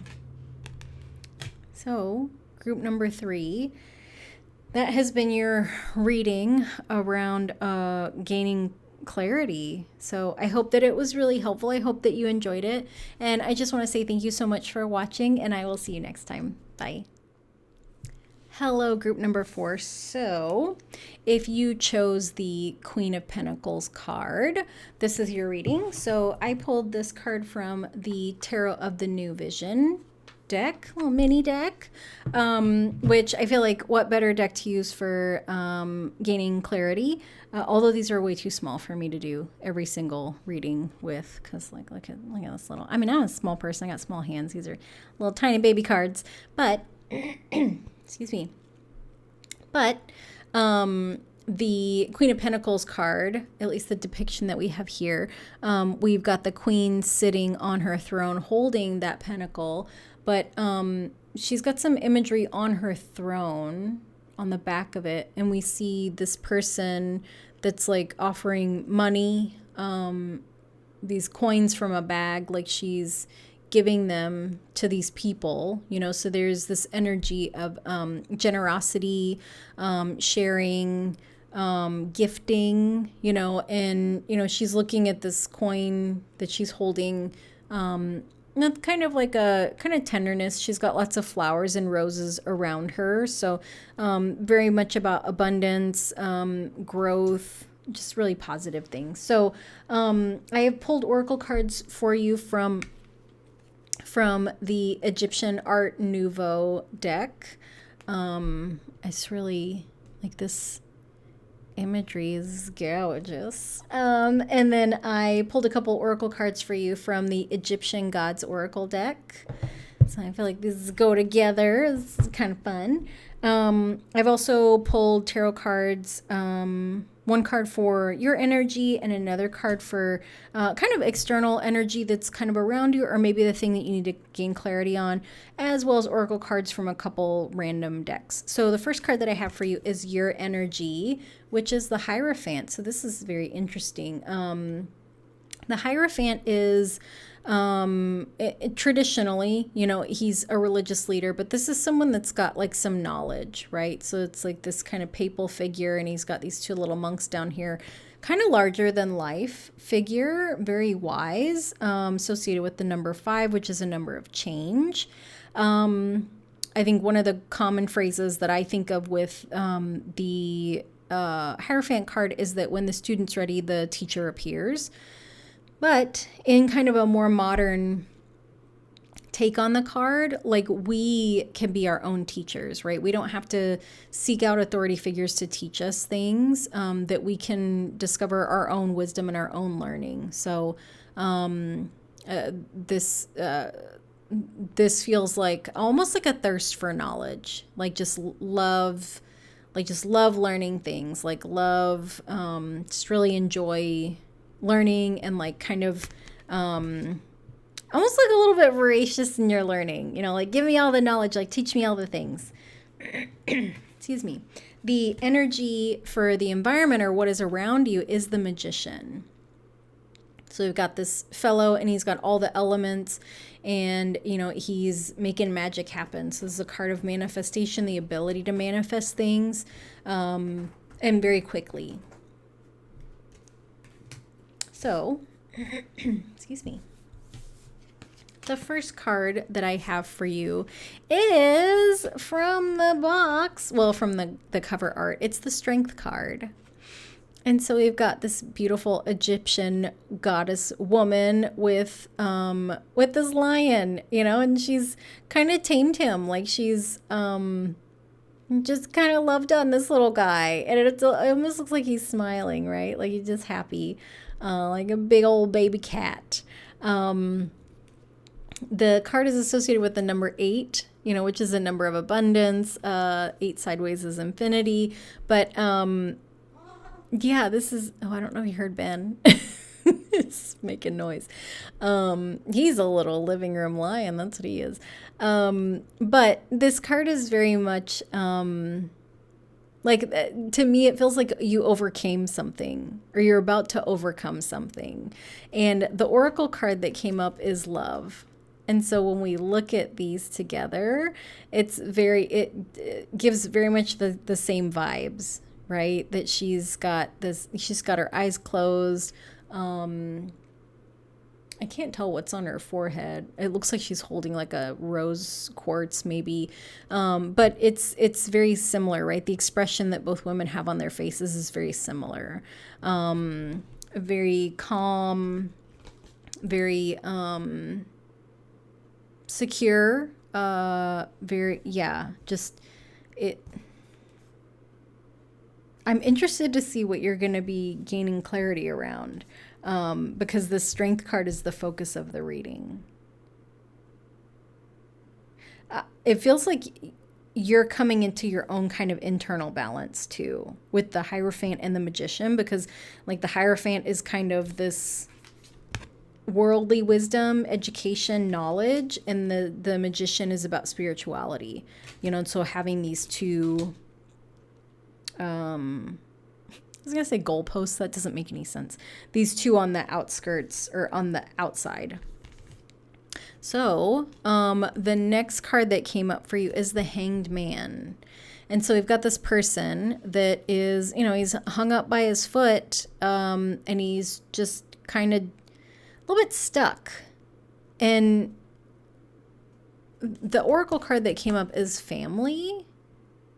And so we have this male figure that's in the middle. So I'm kind of curious if that resonates for you. Like if you feel like you're kind of torn between, maybe not people, but you could be torn between energies, right? Like that tangible, real world versus like spiritual.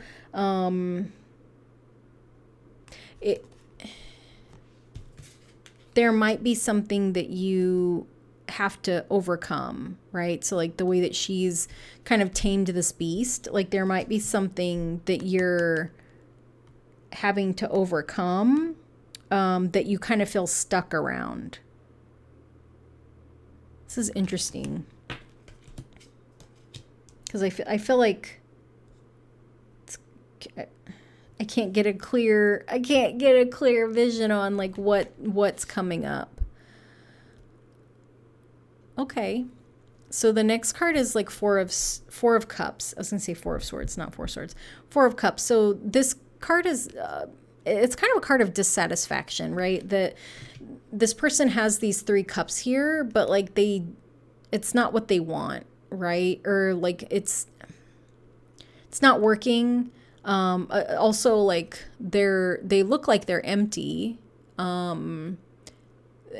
You know, he's resting under a tree. Like maybe it's hot. Maybe he's like, I need something to drink. But like he doesn't see that this other card is coming, and I can see that there's like some water in there, right? So, like the feelings that are coming up are like kind of fed up, like kind of tired, irritable, just kind of over the situation, and also like not seeing a way that like I don't know how this is going to get better is kind of how it feels. And that's very much Four of Cups, right? That the universe kind of brings something in from the side or from behind that we don't see coming, that if we're able to kind of look up and look around, like we'll see it when it gets to us. But, you know, if you aren't able to look and get a different perspective on things, then like the universe can hold it right next to you, but like you're looking down. So it's like, I can't see right here, right? It's like out of my periphery, or like if I'm looking over here, like I'm not going to see this. So the oracle card that came up is blame. I accept responsibility for my well-being. And I feel like that's very interesting because with the Hanged Man and this dissatisfaction card, like these are very similar energies, like feeling stuck, you know, like feeling stuck, like I'm not able to move, like I'm kind of trapped, and then feeling like I don't like it here, but like I'm not really going to look around and like, or I'm not going to get up and walk away. And so to me, I'm wondering if like you're blaming someone else for something instead of taking action, right? Or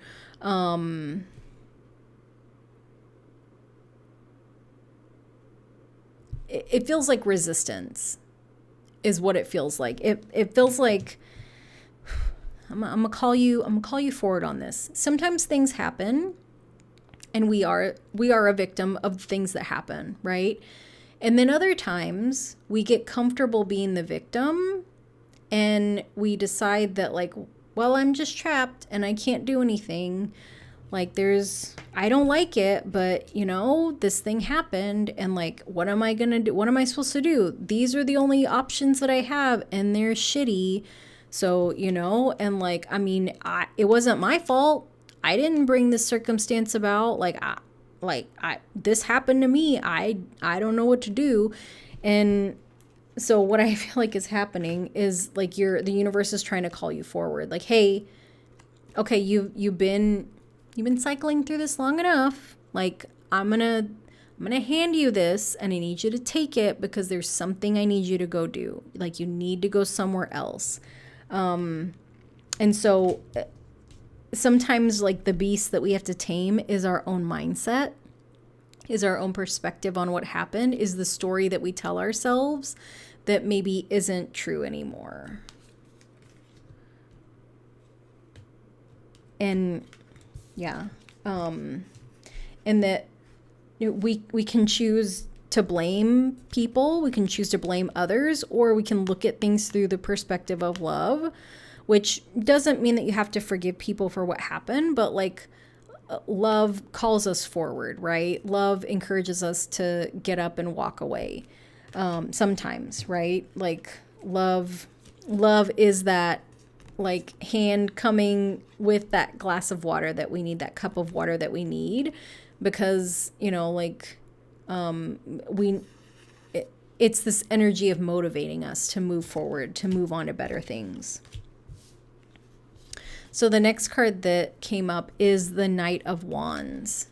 And so the Knight of Wands is a pretty fast moving action. And the Oracle card that came up is Passion, which, like, you know, wands are about fire, passion. And so you're being encouraged to use these two energies, right? Like use the knowledge of things and then find that spiritual spark to kind of to find something that you're passionate about to get you moving forward. Like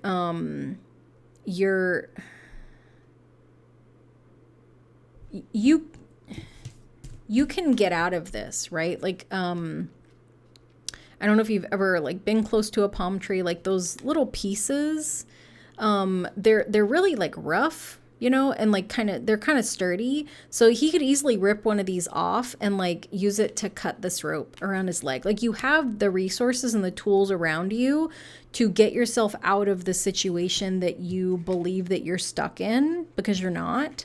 But you have to take some action, you know, and so you have to figure out what is going to spark that passion for you. Like what's going to light a fire under your ass to get you going. That's the thing that you need to figure out. And the reason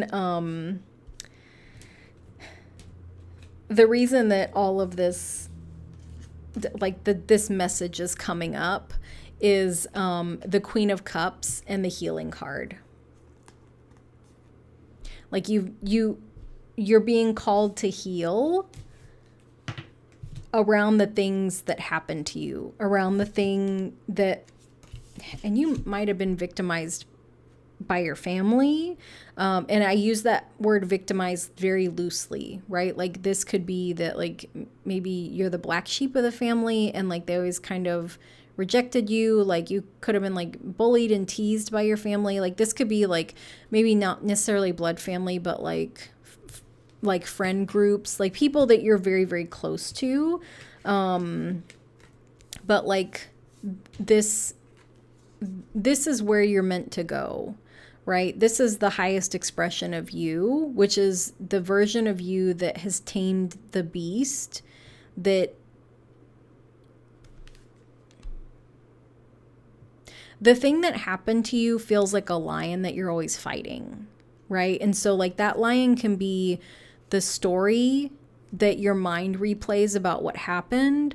That lion can be like the trauma and the hurt that you haven't had a chance to heal yet. But like the focus is that like where you're meant to be is on the other side of that trauma, on the other side of that pain, on the other side of that difficulty. Like you are meant to be victorious over it. And that happens through loving yourself enough loving yourself enough, taking the action to be loving towards yourself so that you can heal. And so like Queen of Cups is very much like it's a very, to me, like Queen of Cups is very much the energy of like self-compassion. Queen of Cups is like that really soothing, tender voice that, you know, kind of comes up behind you and is like, that thing that you experienced was really hard. And that like, that was really painful. And also it says to you that like, you don't have to stay there. Like those people that hurt you, you don't have to be around them. You don't have to see them. Like this Queen of Cups energy is very like motherly, right? And it feels like a very like divine motherly love, unconditional love, you know, that you know, that unconditional love is sometimes gonna tell you like, hey, you like, we can't keep telling ourselves that story. You know, like we're better than being trapped by that story. You're better than being trapped by that story. You're stronger than continuing to allow yourself to be a victim of the things that happened a long time ago, and that you are worthy and deserving of your own love and focus so that you can bring about some healing. That like, even if everybody makes fun of you for going to therapy, you deserve to go to therapy and have someone help you work through those things. Even, you know, like Queen of Cups tells you like, even if people said it wasn't a big deal, it's okay that it's a big deal for you. And that like, it was a big deal. Just because it's not a big deal for someone else doesn't mean that they get to decide how you feel about something, how you respond to something. Like, I feel like Queen of Cups has kind of this fiercely protective energy as well, right? Where it's like, even the way that she's, you know, kind of leaning into this cup, right? It's like this, the posture is very relaxed, but it's engaged. And it's almost like this cup can be,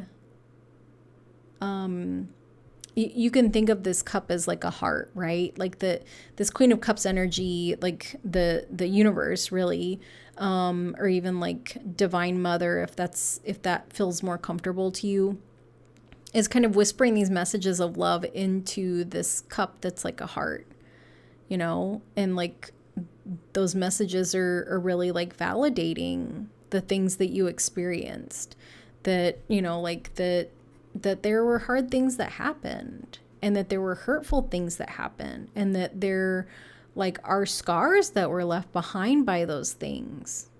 And also, you're not trapped anymore. You're not stuck anymore. That you're not tied up in this tree. You're not upside down. Like, you got out of there and you're able to walk away, and it's time to let go of this story. And that even though you're used to being surrounded by things that aren't great, or things that make you unhappy, or things that are frustrating or even make you angry, that doesn't mean that good things aren't going to come in, because they will. You know, and that in the meantime, while we're waiting for these good things to come in, while we're waiting for the work to be done, for, you know, for the action to lead to like the conquering of that, you know, those beasts and that old story, you know, in the meantime, like, we can work on really loving ourselves so that we can have some healing happen. So I see now why it was like hard to kind of see what the reading was, like what the message was, that, you know, that you're strong enough to take action. Like, you're strong enough to walk away from things that happened that were really hurtful. and that, you know, that you deserve love and healing and tenderness. And sometimes like we have to give that to ourselves before we can find that in the world.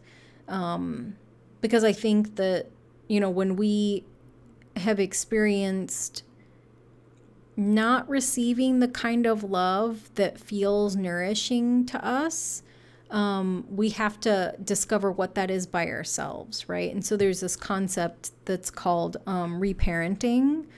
And so if you are familiar with it, then you are already going to understand where I'm going. But like if you're not familiar with it, it's this idea that, you know, our parents did the best that they could when we were small. They did the best that they could to like love us and nurture us and care for us. But, you know, parents aren't perfect people, and most people are not born into perfect circumstances where their parents can be at their every, you know, like satisfy their every whim or be at like their beck and call. I think the majority of people, depending on the generation that you grew up in, like parents were like largely disengaged because like they both had to work, or like, you know, they're just doing the best that they can. And so even when people are doing the best that they can, it can still result in us feeling like maybe neglected, or that our needs weren't met, you know. And as adults, we kind of start to see where, you know,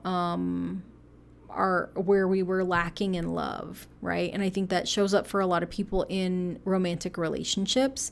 And so where reparenting comes in is when we really identify like what those needs are that we have, like those needs that were never met, or we identify that there were some really kind of painful things that happened, you know, in our childhood or in different parts of our lives, and that we still have that wounded little 10-year-old or 13-year-old or even like 20-something-year-old that like just needs, like that inner child part of us just needs a little bit of like, you know, tender loving kindness whispered to it. It needs, you know, it needs someone to lovingly sit next to it, even if it feels like it's bad or it's out of control or it's wild and unruly, you know, because like that love is what leads to healing, you know. And so like that reparenting is, it can be the act of like something as simple as like what I had said before, where it's like, that was really hard what we went through. Like that was a really hard experience. And it makes complete sense that, you know, that you're scared to let people in. Like it's totally valid, you know, or like that thing that happened was really traumatic, and it makes sense why, you know, you feel stuck there. But also like we don't have to stay stuck there, that we're strong enough that we can walk away. Yeah. Like sometimes we have to learn how to love ourselves in the ways that we need before we're able to identify if the kind of love that the outside world gives us is going to be aligned for us, or if it's going to be enough. So I have 2 oracle cards for you. And the first one that came up is, it's the number 36, which reduces down to 9. And it's the god Neferetum. And the message is completeness. So to me, what this feels like is this cycle of feeling like a victim, of feeling like we're never going to get the love that we need. We're never going to be seen for who we are. That's coming to a close. Number 9 is a number of completions, of ending cycles. And then this message is completeness. And then the next card is Amun-Ra, and it's creation. And so I feel like you're closing out, you're completing this cycle with this pain, you know, going through the healing so that something new can come in its place. So something new can be created. You're essentially closing out one chapter of life to open up a new chapter. And really, it doesn't feel like a chapter. Like it feels like you're you're leveling up, you're creating a whole new life, you're writing a whole new book. And so these two cards now make much more sense to me, because like the Hierophant, I feel like is like, he can only grow so much, right? Because like the Hierophant values like sources of information that are, that are seen by the world as like credible, authoritative, like that are very finite. And the Magician draws on the universe, God's source, spirit, intuition, as a source of information, as a source of learning and guidance. And this is infinite. The Hierophant relies on man. The Magician relies on spirit. So you're leaving this behind to start this. So big, like these are big life changes, right? These are big, like healing is a huge life change, but like really just acknowledging that, that you want to move on from something, move on to something new. Like it's not as simple as like the analogy of like shedding a skin, right? Like this is very much like you've been in the cocoon, you've been in the dark and the goo, and like you're starting to crack open the cocoon. And like this is a process, right? So like the butterfly doesn't come out of the cocoon and like shake off the goo and fly away. You know, it's like you're like, I say this to just invite you to be very gentle with yourself, you know, that like, yes, you're in this cycle of completeness, but like you're still kind of digging your way out of that cocoon. You're going to come out and you got to wait for that goo to dry. And like you kind of, you know, flap your little wings and stretch. And like there's no need to rush. There's no need to rush. That like this can be like a very slow, gentle unfolding, that you can take as much time as you need. Healing is not linear. It's also not a contest. Like you don't know, there's no like trophy for who heals the fastest. Like it doesn't work that way. So like, I'm just saying this to remind you that like you can take as much time as you need. I, a person on the internet who doesn't mean anything to you, is giving you full permission to take as long as you need to complete yourself, right?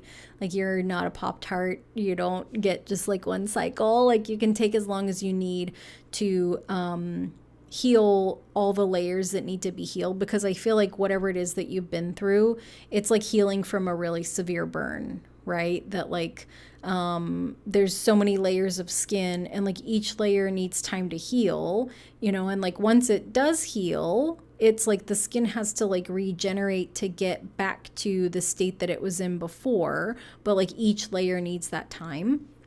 So I invite you to be very gentle with yourself, to take all the time that you need, you know, for the healing. And also kind of looking at this like allowing yourself to receive support from those sources that you trust. Like if there's people that you trust, like if there's resources that you have, just really kind of finding what feels good in the times that the healing is hard and you don't feel so good in the healing. So like you have a lot of resources around you. Yeah. So I truly hope that that was helpful for you. And I know that like everything's going to be fine and you're going to be great. And you're going to look back on this like, man, where did I stay stuck so long? But, you know, hey, we're all doing our best. But yeah, group number 4, that has been your reading. And so I just want to say thank you so much for watching, and I will see you next time. Bye. Hi. So, I decided again that I would share my reading with you guys. So I actually record these before I do any of the readings, because I don't know if I explained this last time, but I just want to kind of get my energy out as far as like the reading and any messages that need to come through for me, so that it doesn't muddle up the readings that I do for you guys. And Ben had a message too, so I don't know if you can see him Do you want to? Well, I'm not going to let you jump up here because then you'll want to make a normal thing out of it. We're not doing that. You can sit back here. You can come back here and hang out. You want to say hi? No? Okay. So I have pulled for every group a card from this New Vision or Tarot of the New Vision, because this reading is around gaining clarity. So what better deck to use to help us figure out what we want to gain clarity on, except for this Tarot of the New Vision decks. This little guy. I like mini decks because then I can put them on my desk, like when I work. It doesn't take up a lot of room, but I can pull a card for myself every day. So anyway, I have pulled one card for myself from this deck, just like I did for each of the readings for you guys. No thanks, bud. No thanks. No thank you. No thank you. And so I pulled cards for myself from the Vox Arcana, or the Voice of Tarot Vox Arcana deck. And I pulled 2 oracle cards from this fantasy Cats Oracle deck. And it's so stinking cute. I might be biased because I'm a cat lady. And then for each tarot card that I pulled, I also pulled oracle cards from, I have like a I have like a stack of oracle cards that I mixed up from a couple different decks. So I pulled cards from here for each reading. I feel very scatterbrained. I don't know if it's because it's Mercury retrograde or if it's because I worked all day or what, but just bear with me, or don't, I promise it'll be better for your readings. And then I pulled 2 cards from a different tarot deck. Just like I normally do. One card is for us and our energy, and then one card is for like the external energy, kind of around what we're gaining clarity on. So I haven't looked at my cards yet, so this reading is going to be as much of a surprise to me as it is to you. So it's fun, right? Okay, so the first card that I pulled from the New Vision, the Tarot of the New Vision, is the Magician. And so these cards are a little bit different.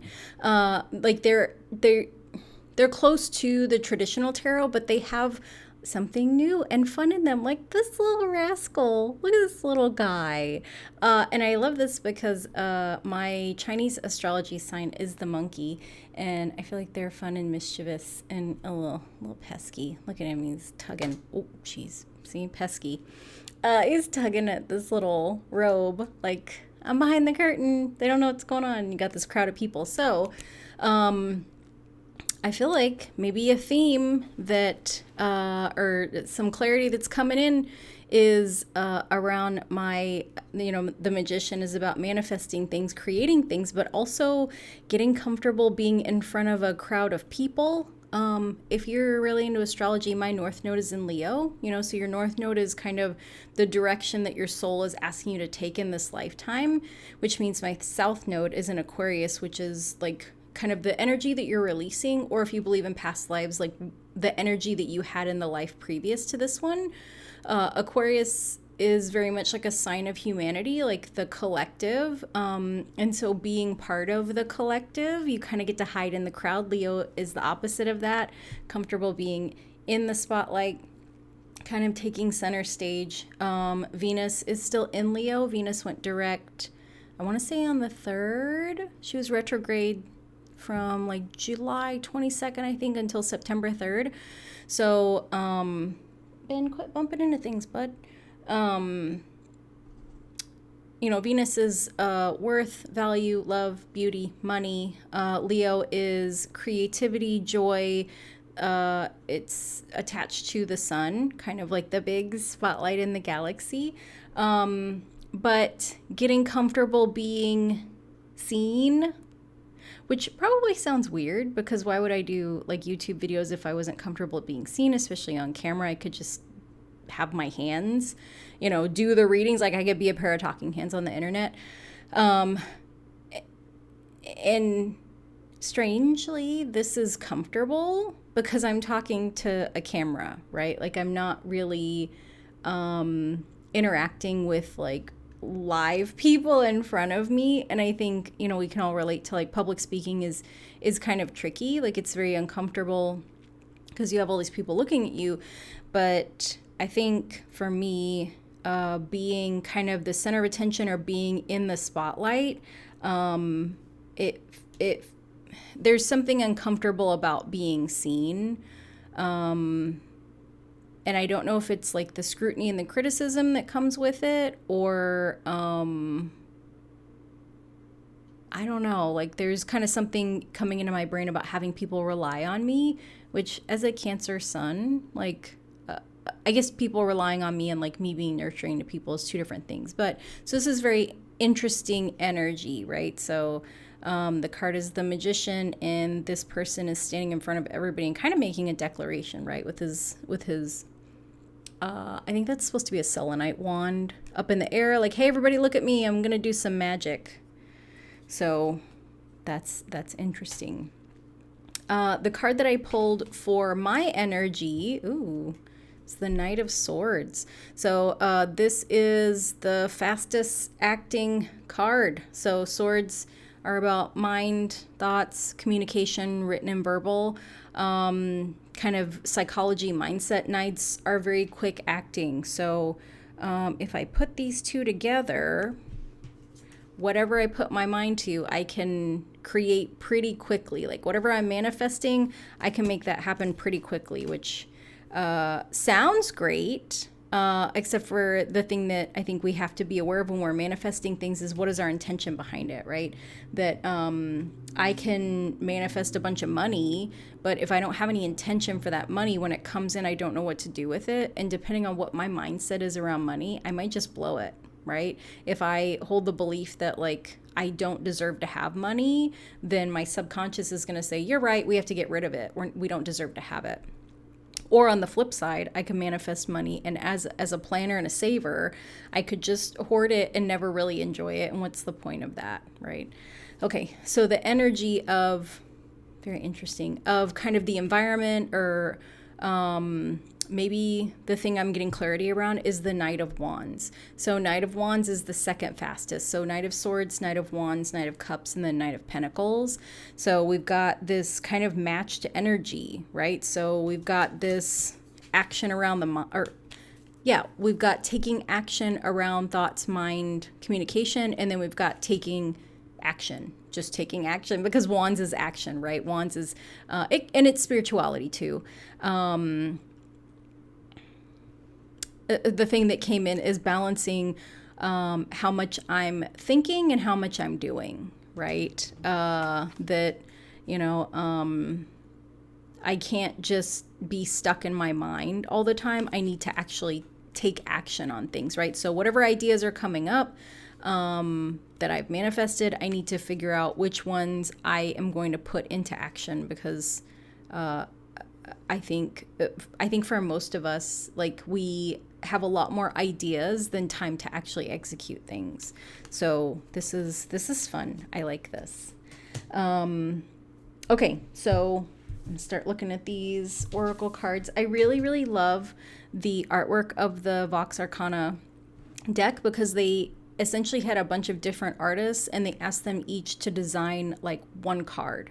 So it wasn't like, hey, you get to do all the cups, or you get to do all the wands, or you're going to do the major arcana. It was like, okay, we'd like for you to design the Knight of Swords, right? And so they don't know what any of the other swords cards look like. So it's like, I think it's a really fun depiction of all the cards.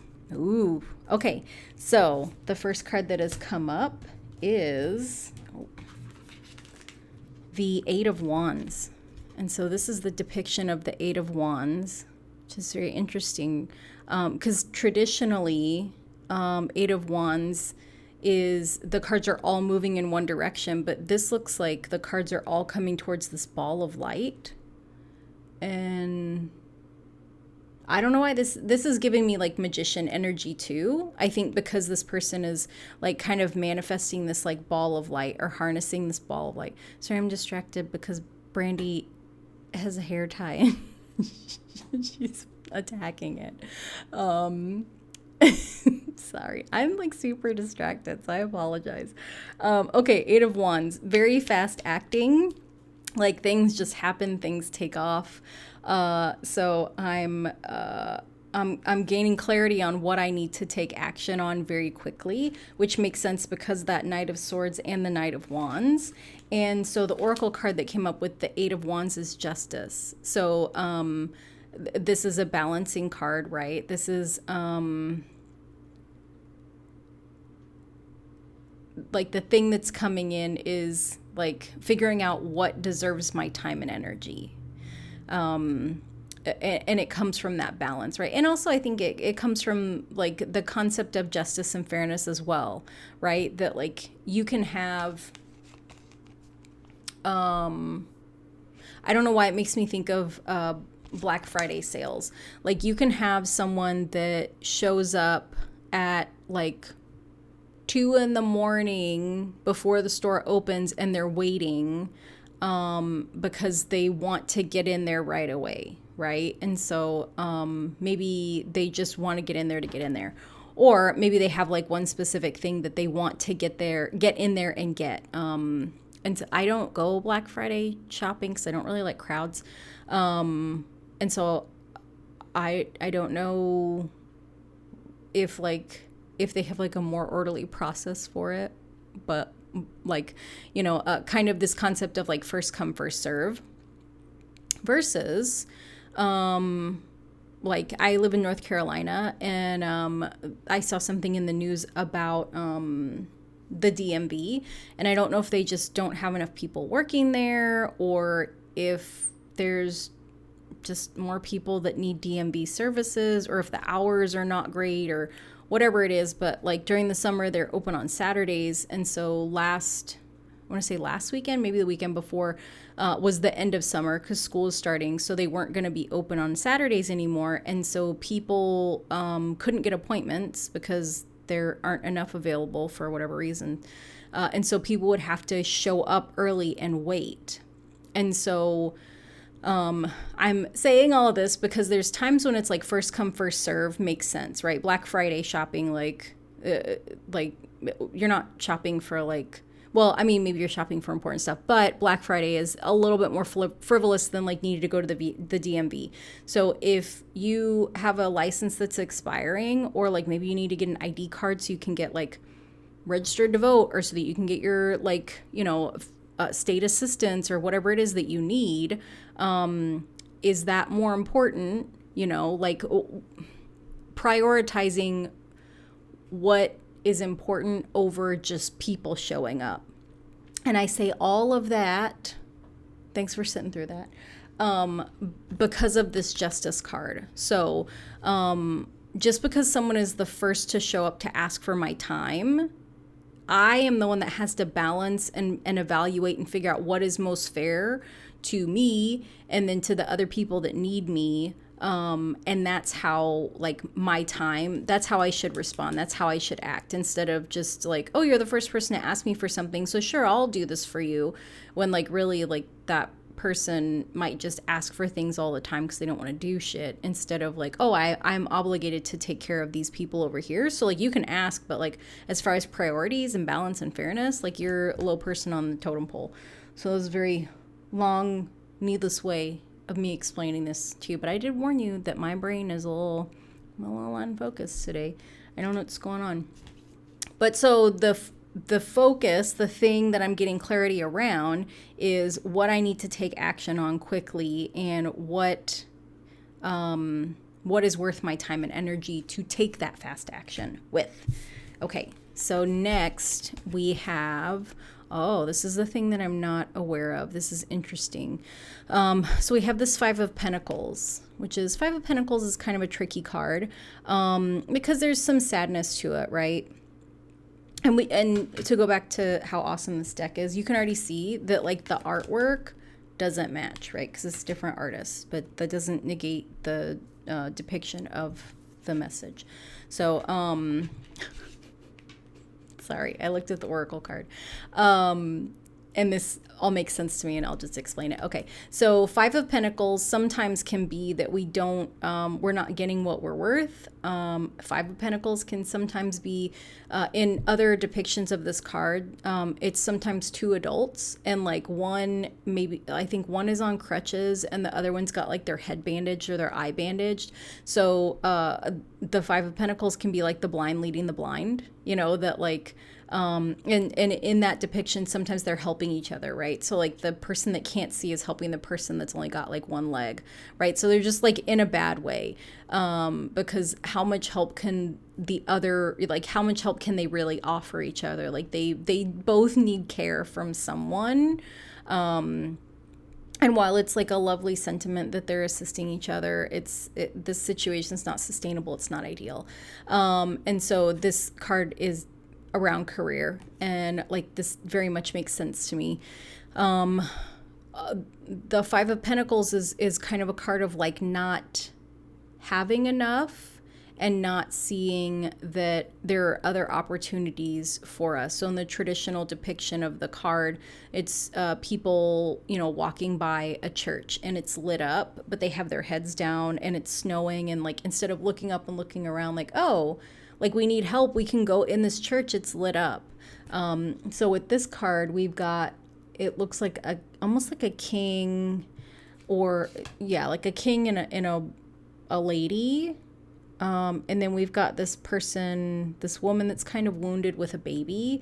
And so she's got her back to these two people, but we can tell that these two people are partnered, right? They're coupled up. And for whatever reason, to me, what this feels like is that, she needs someone to take care of this baby, but she hasn't looked around to see that like, oh, there's these people back here that, have, they have wealth and they have things, and like, they're kind of in the light, she's in the dark. That she could give her baby to them. And so again, it's this energy of like not seeing what's available to us. Maybe not looking around. And I also kind of get this feeling of like, there's like this sadness, like I'll never get there, like that will never be me, but like that's kind of this mindset, right? And it's not necessarily true. It's very interesting, because even I feel like the artwork is like two totally different depictions of artwork. But okay, so around my career, the thing that I'm not aware of is that I'm not asking for what I deserve. Maybe I don't feel like I'm not good enough for different opportunities. Oof, this is touching on some stuff. Yeah, so that's interesting. Okay. So the next set of cards, is the Two of Cups. This is so pretty. Two of Cups is a card of like partnership. Like really, it's kind of the true love card, right? And so if we flip this over, we can see that, they're both pouring into, or she's pouring into his cup, and that there's this mirror image, right? That this is the light and the dark. There's the balance, right? And so the oracle card that I pulled is fear. I realize that I'm testing my resolve to live in the energy of love. And so this makes a lot of sense to me. I would very much like to call in a partnership, but I do think I still have like fear around like intimate relationship stuff that I feel like, I was going to say, I feel like I've always been one of those people that's not good at romantic relationships. And so I kind of feel like that might be like an old belief that I need to let go of. That might be something that I've continued to manifest because that's what I keep telling myself. And I was talking to a friend about this earlier, that I used to tell myself that a lot. Like, I'm just not good at love relationships, or I'm not good at relationships is really what I used to say. And like, I was telling her like, that's not true. Like, I have two very close friends that have been in my life for over 20 years. And like, you don't trip and fall into a 20-year friendship, right? Like it takes work. And so I live in a different state. I've lived in a different state than both of these people for a long time, because I moved a lot for work. And so it's like, okay, like maybe I'm not bad at relationships. Like maybe intimate relationships are just challenging for me, or maybe I didn't grow up with the best examples of what intimate relationships are. Or maybe I'm like a lot of people where I'm I'm part of this generation where like a lot of things about romantic relationships and gender roles and norms and like rules within like dating and relationships, like it's all really chaotic, right? But like sometimes we have to give ourselves like compassion for that like I think I'm trying to think of when Jersey Shore came out, because like that reality show really kind of spotlighted like this hookup culture, and like not all of us are hookup culture people. And, and like, I'm not saying that like with any judgment, like just that's not really my thing. And I feel like it might not be a lot of people's thing, but like sometimes we're like kind of subject to the circumstances we're in. So it's like you either engage or you don't engage, right? But this is something that like I'm very aware of, that I'm still kind of working through a little bit of relationship fear. And that I do understand that like when kind of that fear comes up around like romantic partnership, around like commitment and like long term and like my own abandonment stuff, like whenever that stuff comes up, that it's an opportunity for me to work on it. And I think I really like this mirror image part of it too, because when we think about like long-term relationships, not everything is like sunshine and roses. Like there's times when things are a little bit maybe uncertain, or like things, like maybe we have shadow stuff that comes up, like maybe like jealousy or insecurity, or, really hard stuff, like realizing that we might be like working through, or we might have taken on unhealthy behaviors that we saw growing up, and so understanding that like with long-term love, with like true love, there's a balance to things, that like not everything's gonna be like perfect and sunshine, just like not everything's gonna be like difficult and confusing and a struggle. So I really like this card. It's so pretty. And even it looks like this is kind of like water, air energy, and this is like a little bit of like desert. So I think that's fun. Okay, so the resolution, so to speak, for this fast acting stuff, the Knight's cards, like the fast actions that I need to take, is the Empress card. And I love her expression. She's very like, which is like not traditional Empress energy, like typically the Empress is more luxuriant and relaxed and like less smug, but I do love that she's smug because, girl, I get it. So the Oracle card that came up is forgiveness. So in this card we've got like two individual women, and I feel like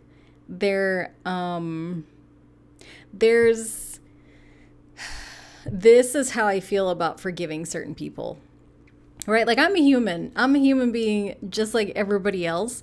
And like, just because I have a spiritual practice and like I kind of get little downloads and messages when I'm doing readings or like channeling things, it doesn't mean that I'm like any more like evolved than anybody else.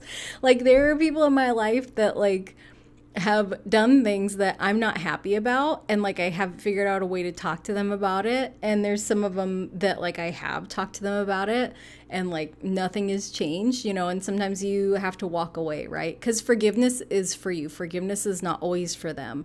Like if you want to continue to have a relationship with people after something really not great has happened, like maybe some like trust has been broken, betrayal has happened, like deep hurts have happened, to continue having that relationship, like yes, there has to be forgiveness, but there has to also be conversations about those things that like I understand why I hurt you and I know what I need to do to fix it, or I understand why I hurt you or why it was hurtful, but I don't know what to do. I don't know how to fix it. Can you tell me?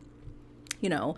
So, yeah, I'm very much feeling this like really, okay, forgiveness. And I feel like, I don't know if this came up last time, but I do feel like the last reading, there was a forgiveness message. So, this is the resolution for me to be able to take like fast action. I need to forgive some people for things, and I think the tricky thing, I've always struggled with forgiveness, but I think the tricky thing about forgiveness is that for me, and I don't know if most people are like this, but for me, it's like, okay, well, what do I do to forgive the person? Like, what do I do? Right. So if you're familiar with like religion,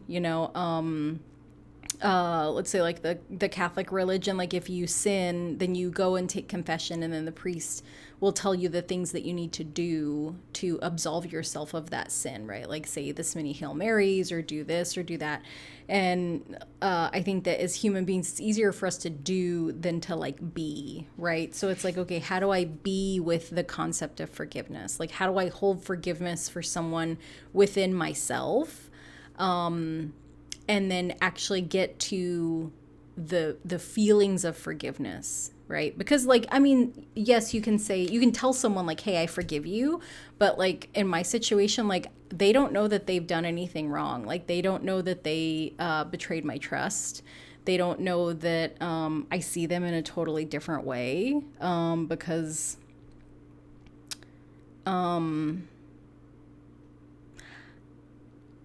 I think this is tricky. Okay, I think sometimes things happen, and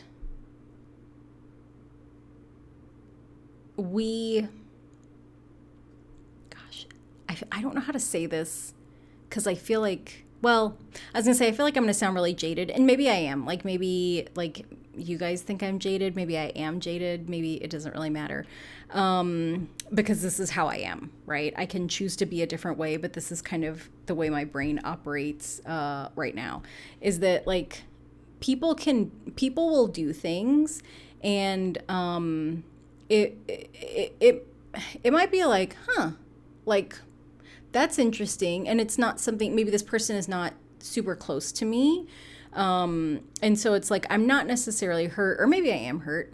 I was hurt, but instead of reacting to it, instead of calling them out on it, I kind of sit back and like watch, right? Because like I'm a sensitive person, so like maybe I'm like overreacting in my mind, like maybe my emotional reaction is an overreaction, maybe there's a misunderstanding, maybe I misunderstood something, maybe I didn't see something clearly. Like I try to refrain from blaming people, but I think that there's times that like things happen and it shows you who those people are, right? And it might show you that like someone doesn't hold the same values as you. It might show you that like that person's shady as fuck. It might show you that like wherever like this person's upbringing or cultural background or whatever, like that's not really a big deal where they come from, or it might show you like some other thing, or it might show me something about myself. And so I feel like forgiveness is tricky when people show us things and it changes the way that we see them, right? So it's like, do I forgive you for showing me who you are? And it's like, no, that's not it. Because you did something that caused me to feel like I was wronged, in the process of that, I got to see who you really are as a person and what you value. And it's like, it doesn't negate the fact that the thing that happened was like wrong or disrespectful or hurtful or whatever it was. But it's like, I can see, like kind of looking at these cards so far, like I can see how it's like, I need to forgive them for me, And if I can't forgive them for me, then I need to move on to someplace else. Excuse me, so sorry. So yeah, so the resolution is forgiveness and me being smug about needing to forgive them. So yeah, and we even have freckles. We both have freckles. Look at this. This is, and the same hair. No, we don't have the same hair. Obviously no tattoos on this lady, but yeah. So the understanding, the understanding on like why I need to take quick action around something is this card that's so stinking cute. The 10 of Cups. Look at this. This is, so 10 of Cups, just like 10 of Pentacles, happily ever after card, right? So we've got this rainbow, we've got all the cups, you got these kids dancing, we've got this couple. This could be, I feel like this is not their children. I feel like this is a depiction of like, because we've got 10, 9, 8, like this is time, right? That like this is a longevity card. That this was them as children, this is them as adults, this is the lapse of time that's happening, and we see it spiral because time is infinite. And time's also a construct that's like not real, but that I need to do some recalibrating. I need to recalibrate, like, yeah. For me, because my happily ever after is kind of waiting for me to